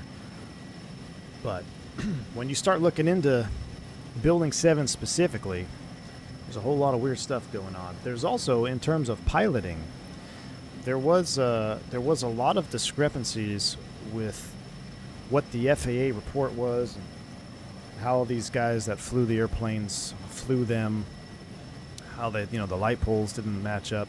I'm not going to get into that today because that's really more the Pentagon that got hit and then the actual buildings. But we're talking specifically about Building 7. Chat, is this real? What's up, Nabil? Nerding out on Flight Radar, and I love looking at the 7.3 Classics flying over Canada. Dude, I love their 7.3 Classics in Canada, man. My mother saw 9/11 happen. She lived in Brooklyn at the time. Dang, dude. That's, I can only imagine. My sister lived at a building that was literally, I think, a block away, 90 West Street. So, like, right there, man. Right there, too. What's up, Kyle? Good to see you, my man. We are in full-blown conspiracy mode today. We're in conspiracy mode. You guys wanted conspiracies. We're 219 miles out. And we're going to be going down to a very exciting airport here very soon. A buddy of mine, brother, says the F-16 came back that day short one missile. That's suspect. We need wing net for this. We're being fed conspiracy theories from the guy getting paid by the government to spray chemtrails. That's why you won't talk about it. The bill, yes. Tinfoil for everybody, my friend. Tinfoil for everybody. Where are you flying to this afternoon? Digital, we are headed up to a little airport called Mike Sierra Alpha. You'll only be able to find it, I think, in the game GPS. It is a grass strip that is pretty epic. It's almost like it's sitting in a volcano, so it's going to be quite the challenge for us. On 9/11, I was a student naval pilot flying until they grounded everything. Today, I'm a test engineer and I have background in explosive warheads. Those buildings were destroyed by fire, says Darth Russ. So even Building 7. So how does Building 7 get destroyed by fire and collapse on itself? And that's the only building in history to have ever collapsed on itself with fire, correct? A concrete and steel building? V1 thinking about hopping in the CRJ right now. I just got some garbage scenery. Should I do Buffalo to LaGuardia, Myrtle, or LaGuardia? Ooh, Buffalo, LaGuardia, or Myrtle? Well, you know what? If you have the Buffalo scenery, what is it? Is it Vertical Sim Buffalo? No, it's AnyBuilds Buffalo. The AnyBuilds Buffalo is pretty sweet, man. But I also like Myrtle Beach. Myrtle Beach has good Cinnabon right there in the terminal.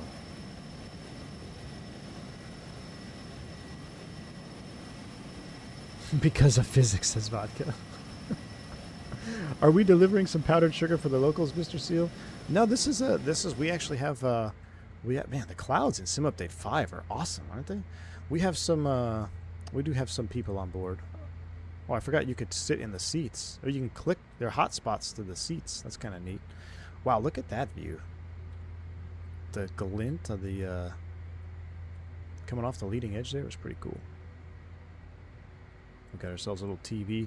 Oh, that's what I should be doing. I should be playing these clips on this TV screen. That's what I should be doing for our in-flight entertainment. Should be the Building 7 definite collapse by fire from the basement from some receipts. Bank angle. Don't donate much anymore. Simpai Sapple kicked me out of Discord. Didn't break any rules. He didn't like my opinion of public transportation, Lamau. Oh, a sim pilot kicked you out of Discord? Who's that? Mike P, my man. I think for the $10 bank angle check, my man. You're kicked out of the Discord? I'll have to look into that, my man. Well, thank you for the $10 bank angle check. I'm sure you're enjoying this stream. I appreciate the support, my man. I hope you're having a good day out there in the West Coast, Best Coast, staying cool. Someone didn't like your opinion on public transportation. I have to. I could only imagine. I have to look into it, my man. They did get a picture of the flag and the lander on the Artemis 2 mission, did they, Gary Robert? Interesting.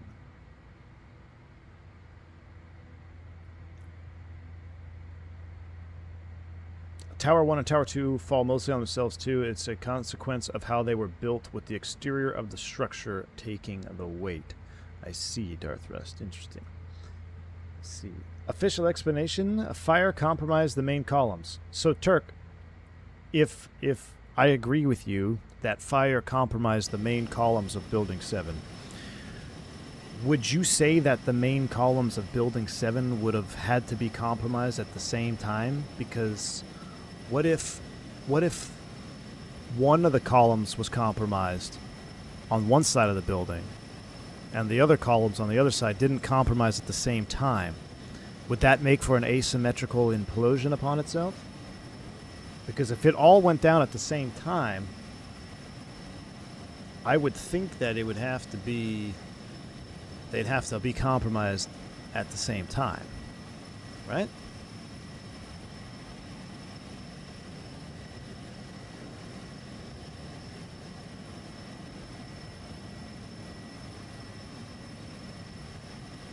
I mean... this is definitely a fire imploding the columns, right?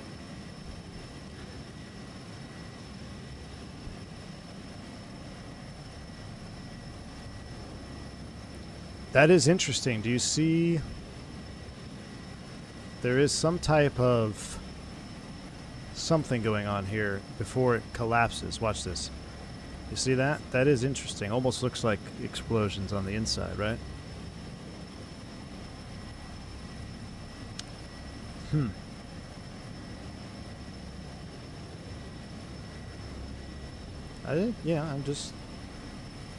just showing you guys videos. I'm not saying I believe it is or it isn't. Just saying that sure looks a whole lot like a controlled demolition to me. But I'm running out of tinfoil. How far are we to our TOD? We are 174 miles out to runway 7. It's about time to start prepping for our descent. So we'll go ahead and pause the music here. And let's see, what is the final tally on this poll?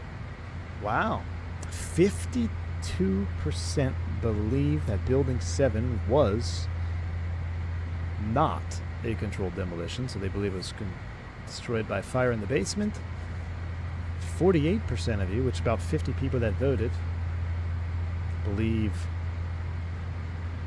it was a controlled demolition. They changed the building design codes after 9/11? Interesting, Turk. Interesting. Uh-oh. Overspeeding. All right, power's coming back. We got to actually start thinking how we're going to get into this little strip here. 167 miles out. Let me go to Flight Planner. So, and Mike Sierra Alpha, we are going to land on runway 7. And the reason being is that this terrain sitting in a bowl here, if we were to come in over the hills right here, you see these mountains, it's not going to be very bueno, so we're going to need to come around. I want to make kind of a left downwind for 07. The terrain around there, let's go to info. There's no charts available, there's no information available. The weather down there, we're showing the nearest METAR is 020 at 4. So runway 7 does have the 2-knot headwind, which is what we're going to plan on then. But there's not a whole lot. Here's the map I wanted to show you guys. Can I put this in terrain mode here?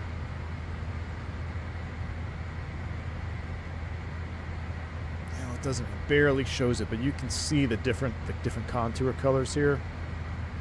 So I think our best bet is going to come around this way, come up this little river, and then land towards the mountain there. I think that is going to be our plan of action. So with that said, we're going to start our initial step down altitude. We'll start our initial step down altitude at flight level 200. It'll get us headed in the right direction. Here comes 155 miles. Tell you what, we'll do it like, oh, I can press it. There we go. 200 is set for now. Altitude arm. And I'm going to go ahead and go into speed hold. Initially, IAS hold, and we're going to start bringing some power off here. No charts on this one, Scalber. There's 0 charts on this approach. VFR only. Power's coming back. Sounds are coming up. We'll end the poll. We'll end the poll at 50-50. Perfect. That means we have to have another tinfoil stream here in the future. But that is... You guys wanted to talk about conspiracies. I said nothing's off limits. You guys asked for it. There's also first principle reconstructions of how those collapses happened. All right, Darth Best. So, just to be clear, Darth, do you believe that there's zero corruption and deception in U.S. government politics? I also think birds are government spy drones. Oh, Turk Heron, we already hit that, dude. I think so too, man. They land on the. That's why they land on the wires, and then they recharge themselves. They recharge when they land on telephone wires. It says runway heading is 074. I'm going to use OBS mode. Yep, Mick Oatmeal. That is exactly what we're going to do. If you're unfamiliar with what Mick Oatmeal is referring to, it is a really good technique. I got to bring a little bit more power off the airplane here too. Come on down. Once we get close, we were going to put this in into OBS mode. It's in suspend mode right now. Put it in OBS mode. Oh, no. I just screwed it up. Good thing we're in half bank nap. And once what happens is that in OBS mode, you basically turn in whatever waypoint you have selected into a course line that has lateral guidance for you. So you won't get any vertical guidance, but you can essentially set yourself up with a pseudo GPS lateral navigation fix to really help you out with these airports that don't have any published procedures. So almost think of it like extending the line off of a runway in the Airbus, but you're not really extending a line, you're making a line go right through the waypoint, and you're going to track that line laterally. All right, so we're coming on down. Pressurization we're going to need to reset as well. Our initial descent is 240. So let's set that here. And let's pull out the checklist on this one because it's been a minute. All right, descent checklist, windshield heat, cabin controller, field elevation, anti-ice as required, and then 180 checks. We'll hit those up. So we're pretty much good to go. We'll just reset. Did it give us a field elevation?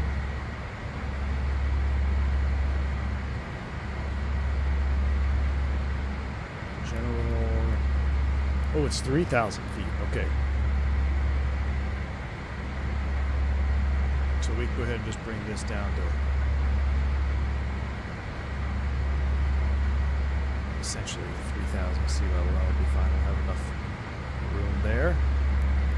Let's bring some more power off the airplane.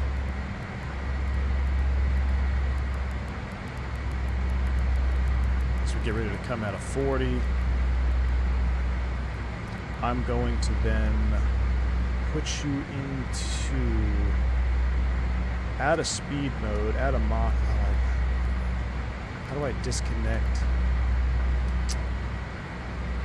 I was trying to figure out how to get out of speed mode. There's a method to get out of speed mode, Vodka. I forget how to get out of the speed mode. Do you remember?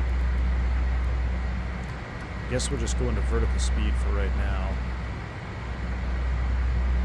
And then I'll add a little power. There's a trick to get out of speed mode, and I can't. To go back into the pitch barrel ref command with the pitch barrel, I'm drawing a blank right now.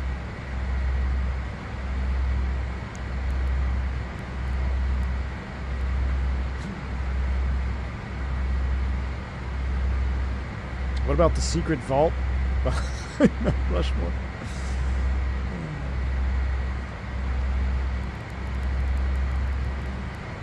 Get a little bit more power in there.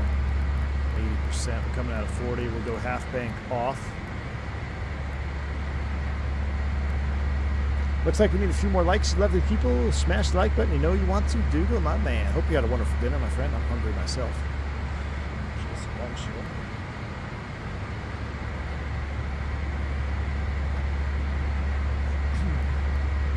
We need to talk about Bob Lazar.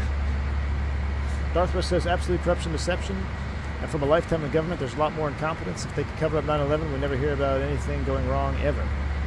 Eh? Interesting indeed, man. Here's another conspiracy. Are the Phoenix Neos real? I would have to believe that the Phoenix Neos are not real at this point. They are not real, Turk.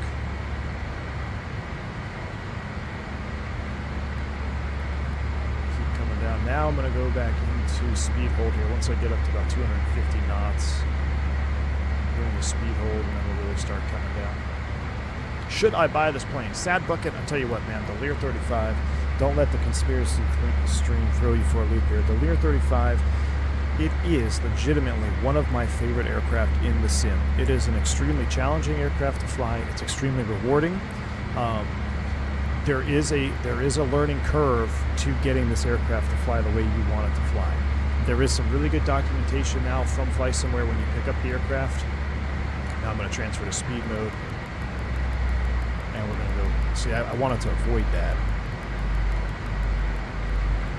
but that's all right. It is one of the. It's honestly, it's one of my favorite airplanes to fly in the sim. It's extremely challenging, but very rewarding. How's it handle on accelerated stalls and dirty config? You can definitely lose control. So that's one thing that you do have to be careful about. You get this airplane low and slow, she will punish you, especially having the Runer. My gosh, I've got the stick shaker set up and everything. It is, it's pretty scary. I've always wanted a steam gauge plane. I'm a commercial multi-IRL in Canada. Love complex stuff. Well, Sat Bucket, if you want something that's complex, this is, look no further, my man. You'll really enjoy it. I mean, and also FlySimWare has come a long way. I mean, the panel looks great. The model looks great. It is, it's come a long way from when they first released this aircraft, and it's only getting better. They still are pretty frequent in the updates as well. Brad Ward, thanks for the 6 Canadian. I appreciate it. Love the conspiracy theories. Fun stream as always. Hey, you guys asked for it, not me. All the supports melted at the same time.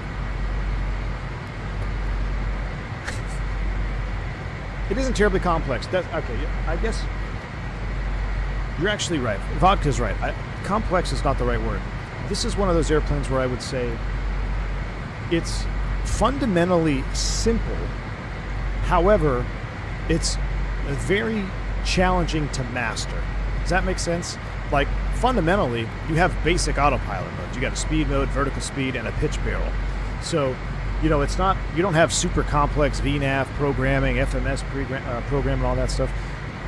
It's, at its core, a simple and straightforward aircraft. However, to understand its performance and be able to put the airplane where you want it and be precise enough about it without going all over the place, that's where the challenge comes in. And that's what I really, I do like that about this airplane. Procedural, there you go. And your best friend is just going to be right here. When you're doing low-level maneuvers, you don't have any speed data, just watch your angle of attack gauge here. Speaking of, let's go ahead and bring up the Lear 35 performance landing page. We're going to sync from sim, runway elevation in MSL, let's call it 3,000 feet. And we'll call it a temperature of 23. Calculate. VREF 127 knots, approaching at 135. So I'm going to bug at 135. Should be right about there. Ref 127, 135. We are going to be doing some low-level maneuvering on this one. So we need a factor distance of 5,000 feet, which runway length, does it tell us?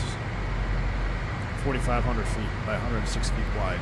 Grass. Short grass. So we could take our Lear there. It's short grass. We can do it.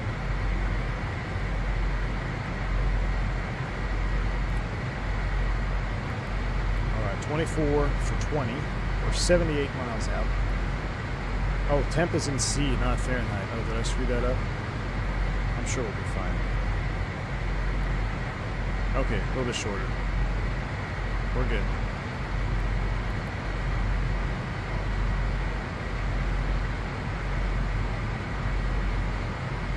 You don't want to do a lot of circling to land in the Lear. True.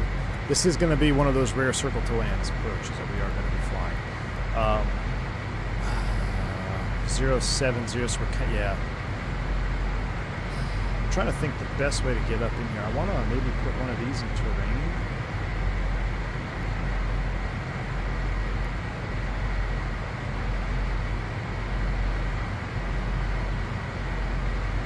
Well, we're visual. We should be fine. I'll keep that one over there. Keep this one in a pseudo map mode. We'll keep the descent coming down. Let's go ahead and bug in 15,000 feet. Cabin air temp is looking good. Let's come down. 10 minutes out.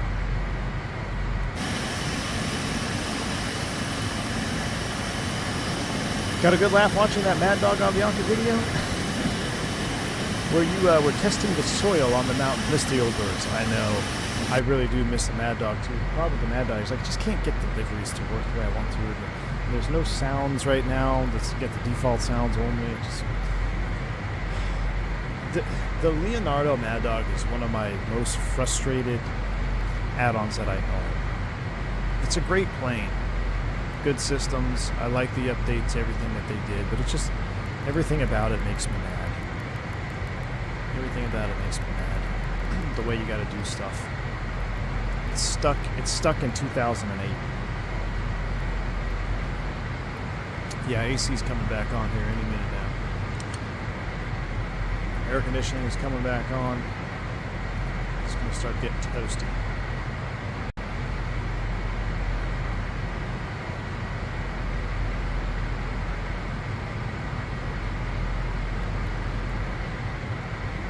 Yeah, you're absolutely right, Ryan. They do come with equally old download managers and installers. Yep. The Orbic Soundmart, Big Oatmeal, if you're talking about the, what is it? Yeah, I think it is the Orbix one, right? The immersive audio or whatever it is, does not work with 20th anniversary edition yet. Scalber says, sadly, the guy who made the sound pack for the Mad Dog had an SSD fail with data loss. So he's reworking it.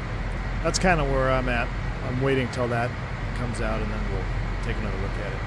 3008 is set once, twice, thrice. Where is the standby? There it is. 3008 is set. Let's go ahead and arm the thrust reversers. Those are coming on out of 18 thou. You can smoke them if you got them, but we'll keep the seatbelt sign on for right now. Let's go ahead and get the recog lights on. We will also put the transponder into standby mode. I turned it off accidentally. But we'll go ahead and make sure the transponder is in standby, if you know what I'm saying. It's not officially a sanctioned airport here. Google says the Mad Dog is okay offline, but I find it too difficult on the network.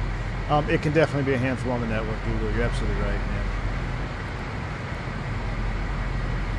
That's the other thing about the Mad Dog is it's, you know, from a streaming content creation perspective, as much as I love it, we did do several streams in it. It's a challenging airplane to stream because of the required attention it demands, and then, you know, thank goodness I'm banned from VATSIM, but also, you know, trying to fly that on VATSIM and streaming was just asking for trouble. I still remember one of the most task-saturating flights I've ever done was a VATSIM event in the 727 when that was brand new. We were flying up into Newark, New Jersey. I think we went from like Seattle to Newark in the 727, and there's like 500 airplanes flying in there. I remember that stream, definitely. We just hit a bug. I literally just watched this appear. I was looking over here and I just watched this appear. My windscreen's getting dirty. Yeah, Sad Bucket. Chase plane is still on my list. Still on my list. We're looking good on the terrain. Let's go ahead and continue descent down to, shoot, we're right on target. Let's continue down to 8,000 feet. The MD-80 finds a way to brick my sim every time I want to do something with it. That is also true, Prodigious. I've had the MD-80 brick my sim because of the incorrect livery installed, or even though the livery said it was compatible, it wasn't, and it will literally, you're not kidding, brick the sim. I could not launch the sim. I had to launch it in safe mode, delete the livery, and then, or launch it in safe mode. Well, I had to close the sim, delete everything, launch the sim in safe mode, close the sim, relaunch the sim in normal mode to get it to work again. So that Mad Dog has done some crazy stuff to my sim as well. All right, 22.8 is up. Let me take a quick peek at the webeye. There was a career track behind this. I don't think Vodka's following this one. Oh, is he? No, he's not. It's a career track. He's in behind us, so we should be good. We just got one other traffic to worry about.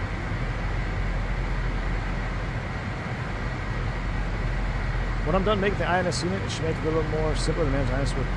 Wait. What did you say? When I'm done making the INS... Are you making an INS, Discovery? Are you selling that INS? We're at 10,000 feet. Let's go ahead and get our lights on.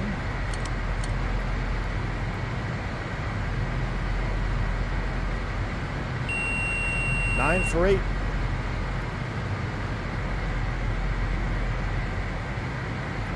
get flight recorder ready because we definitely are going to want to record this one.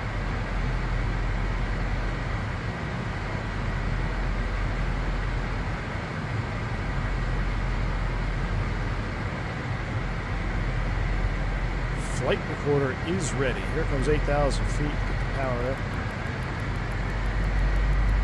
Making an INS panel to operate the 727 L1011. Dude, that is so cool, man.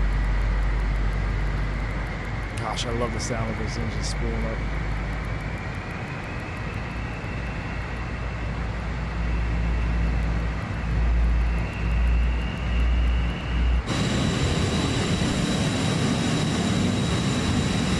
Look at this thing, man. This is an F-16 with 7 seats or whatever it is.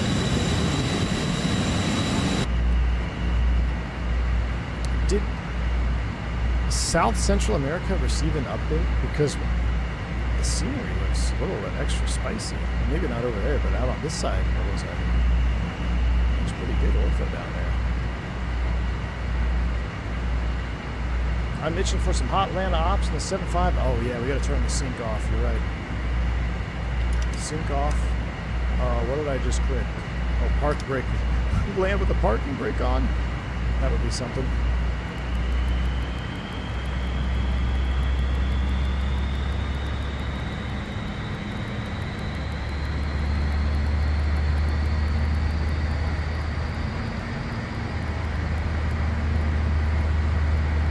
We're at 30 miles, below 10,000, 250 knots. We're looking good.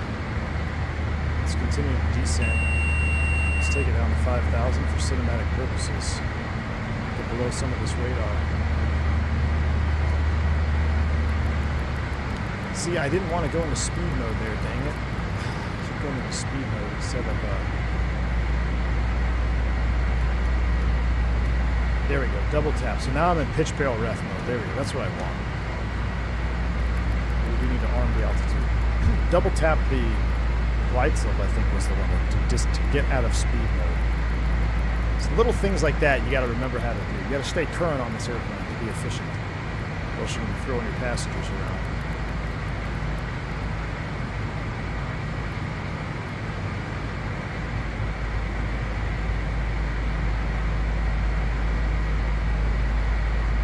Prodigious, those are fuel tanks, my man. Those are tip tanks.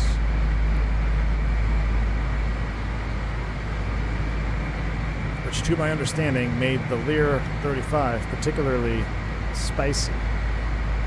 Any of the Lears with the tip tanks made the control characteristics a little bit more spicy. Let's say like the 45. Which, isn't it Just Flight making a Lear 45? Full of fuel.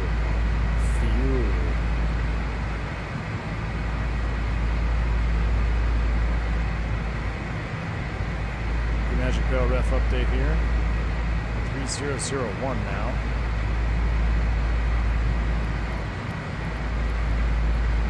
El Dragon, somebody mentioned something about Jet Card. Oh, it was Blue Games. I did see Blue Games, yes.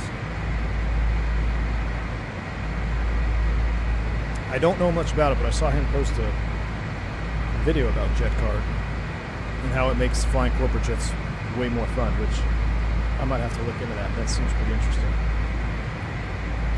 In the previous updates, I found approach was a little hot and came in just above VREF as calculated. It'll be interesting to see if this has changed. If it's dicey on approach, try slowing down a tad. Will do.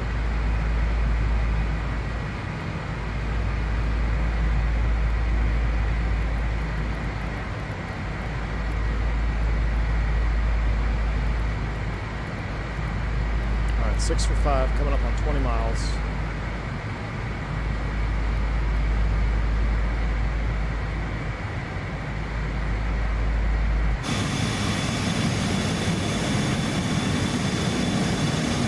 Riverbed or something down there.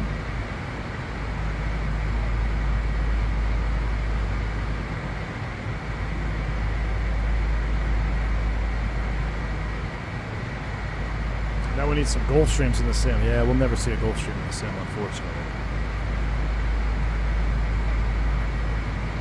No vodka. Those hills are where we're going.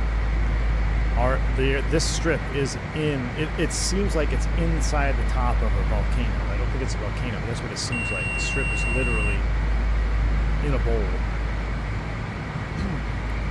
Kind of bummed you're not flying this one because this airport is pretty dang cool. Theoretically, the paperwork numbers would match out. We should be able to stop. X-Plane has a G550 and 650? No. Really, Marcel? X-Plane has a Gulfstream now? By who?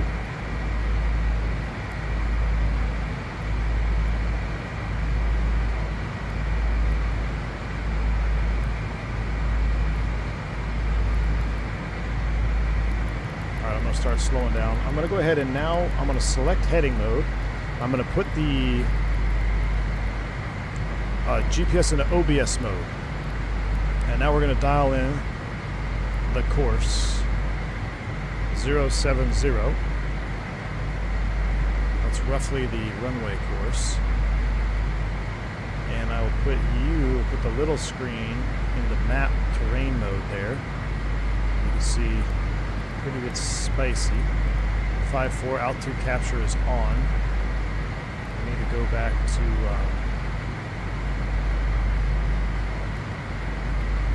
there's a sort of course line 074 true 074 mag.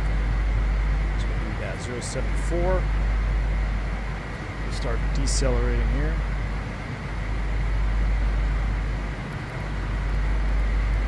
Starting to get into some turbulence.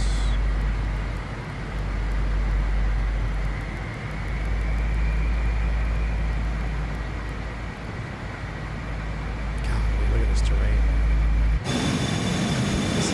No screw around terrain zone here.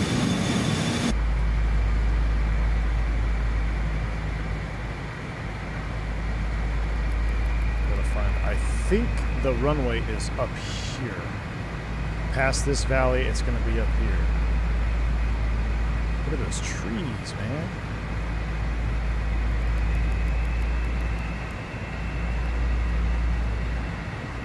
Terrain too close for your liking? We're just getting started, my friend. We are just getting started. 240 on the speed, that's fine. Yep, Mike Sierra Alpha right off the nose.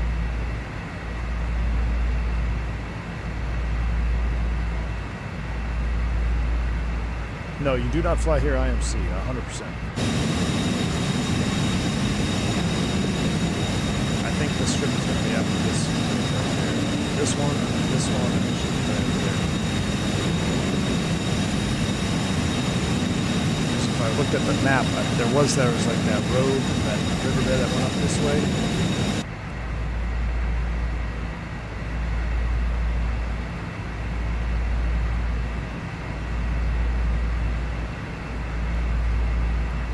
Gosh, the sound of the hum of just the low bass of the engine is so good, man.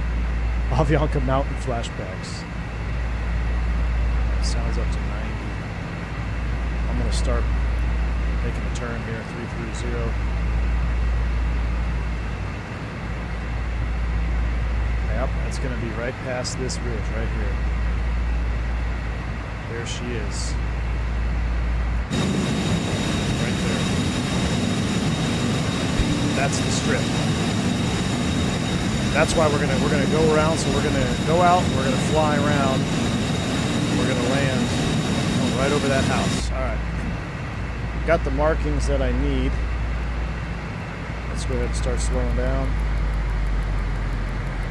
Let's do some tight maneuvering here. Reporting is on.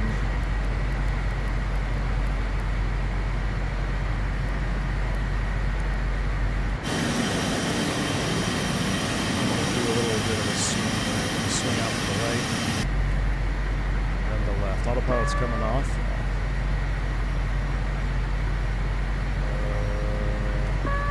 Yep, autopilot's away. There we go. We're going to get rid of the flight directors. We're going to get rid of the altitude hold bars. Auto throttles or reversers are armed.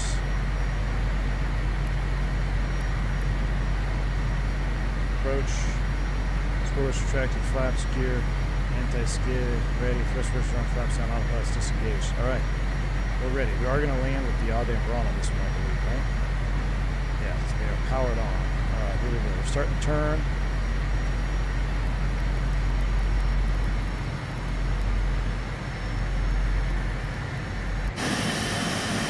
Flew a little bit too far now. Let's go flaps 8.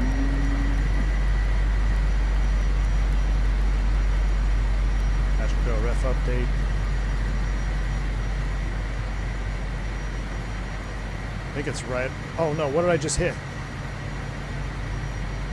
Oh my gosh, clicked the mission hub on accident. That was suspect.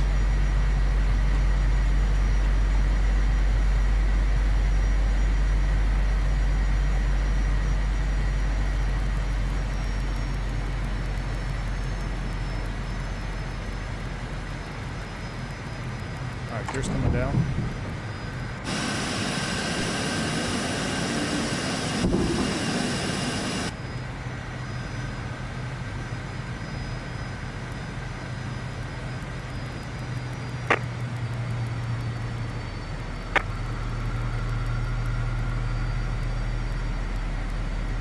Flaps 20. Only 5,000 for the mist.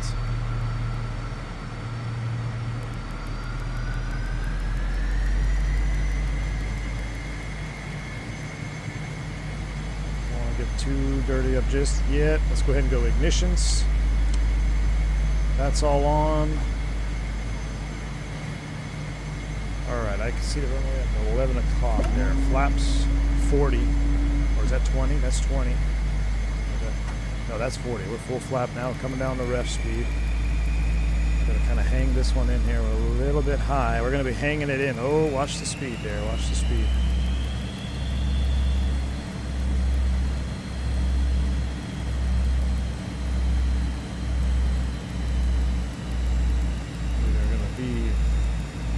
Right at that jip whiz.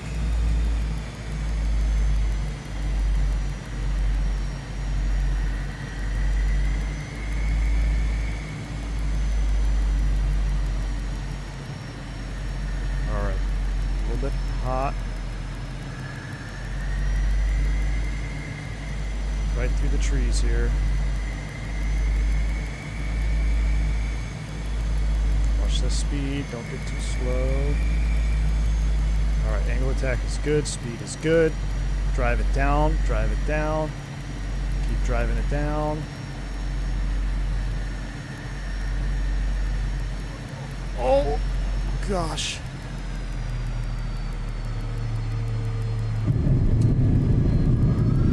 Deployed. Spoiler switch.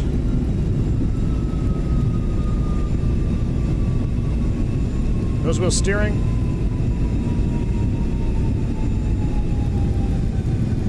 $60.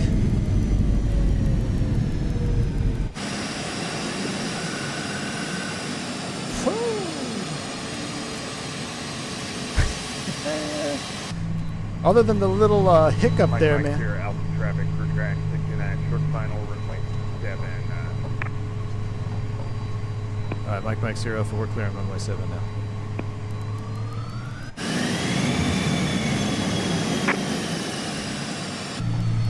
That's going to be a sick replay. We had a little hiccup coming right over the fence line there. Oh, there's a Chinook.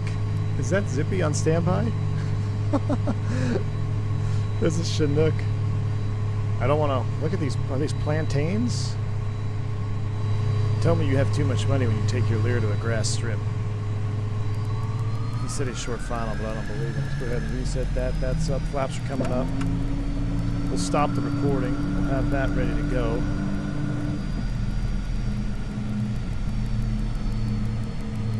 Oh, here he comes. Here he comes.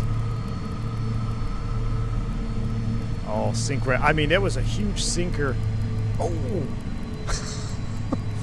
So I don't know if you noticed it, but right when we came over those buildings, I got that bump, and I actually felt my shaker go off for a split second because it was just got close to the yellow.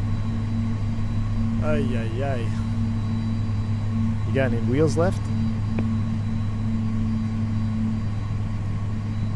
Doesn't look like it. I'm disappointed. No trees hit today. My engine just quit.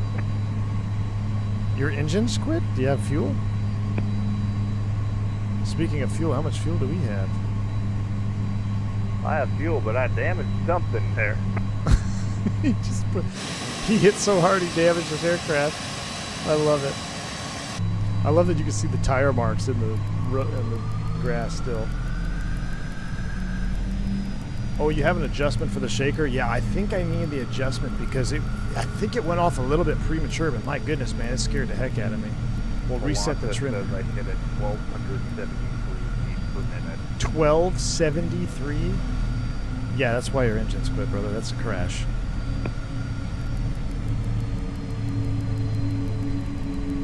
It's trigger one in the sim, dog. Oh my gosh. Alright, ignition's coming down. Recock, strobes. We'll take it back here.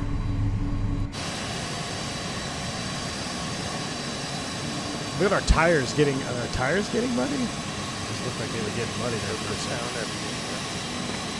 I love the little wobbling of the taxi.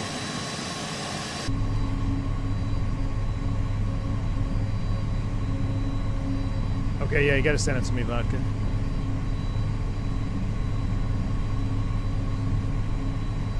Good place to bring the Kodiak in. Yeah, it's actually. It's a pretty neat little strip because you've got a 5,000 foot runway, but look at the terrain. I think we'll have to depart here on the next one. We'll have to depart out of here.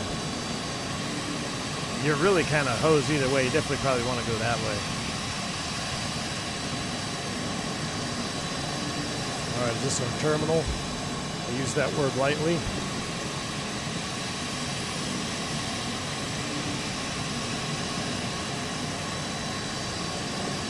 I mean, those rocks look a little bit rough to be taxiing across, but it's not my jet.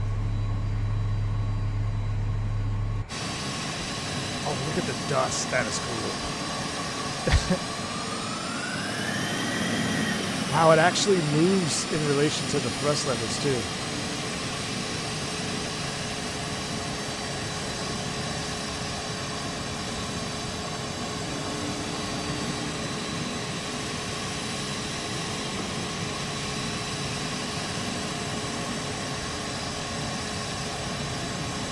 Perfect.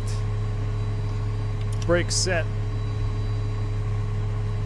Radio altimeter, autopilot, avionics, masters coming down. Generators, 1 and 2. Fuel cutoffs.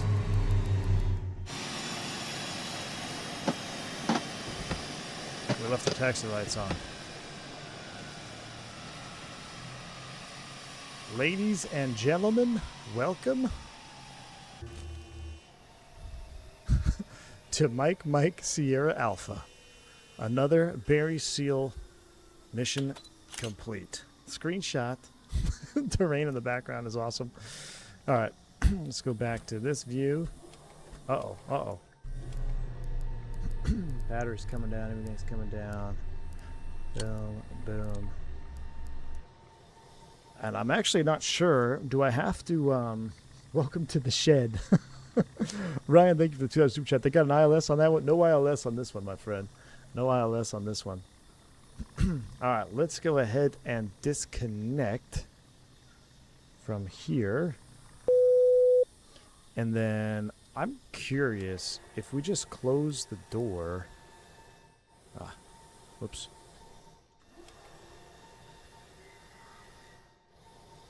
How do I... Let's do this. I'm trying to think what I need for replay. I'm going to bring the fuel cutoffs. Let's turn on the rat out and the avionics so we can see. We'll turn the gens on. Turn the lights on. Let's see what it does when we go right into replay. It seems to be working. Beautiful. Run it forward. Let's watch it from here. That's a gnarly little circle.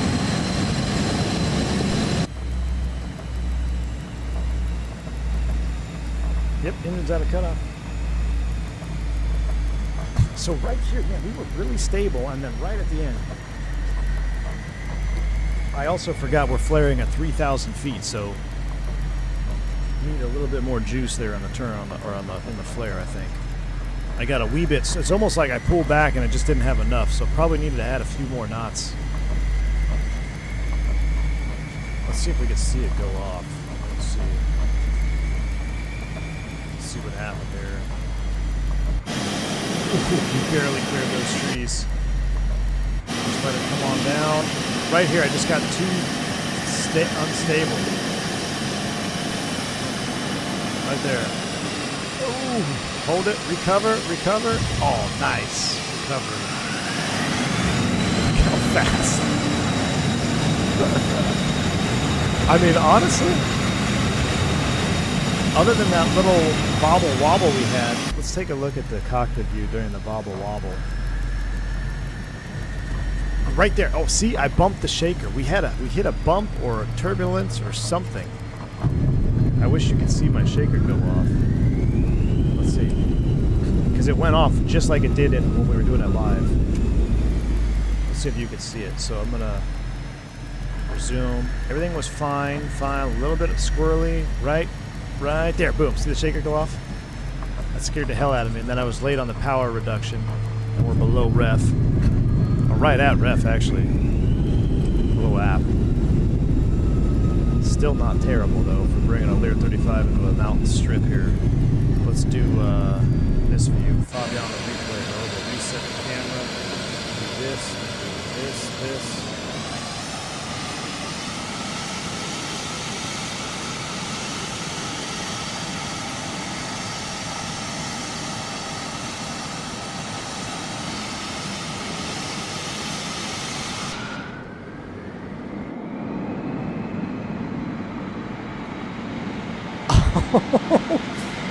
Look at the dirt. Oh my gosh.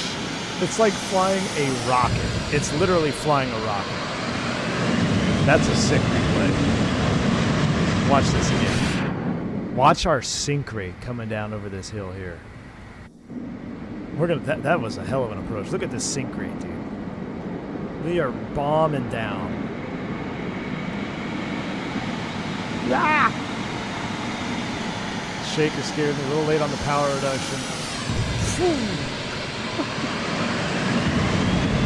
Even the L1011, that I don't believe.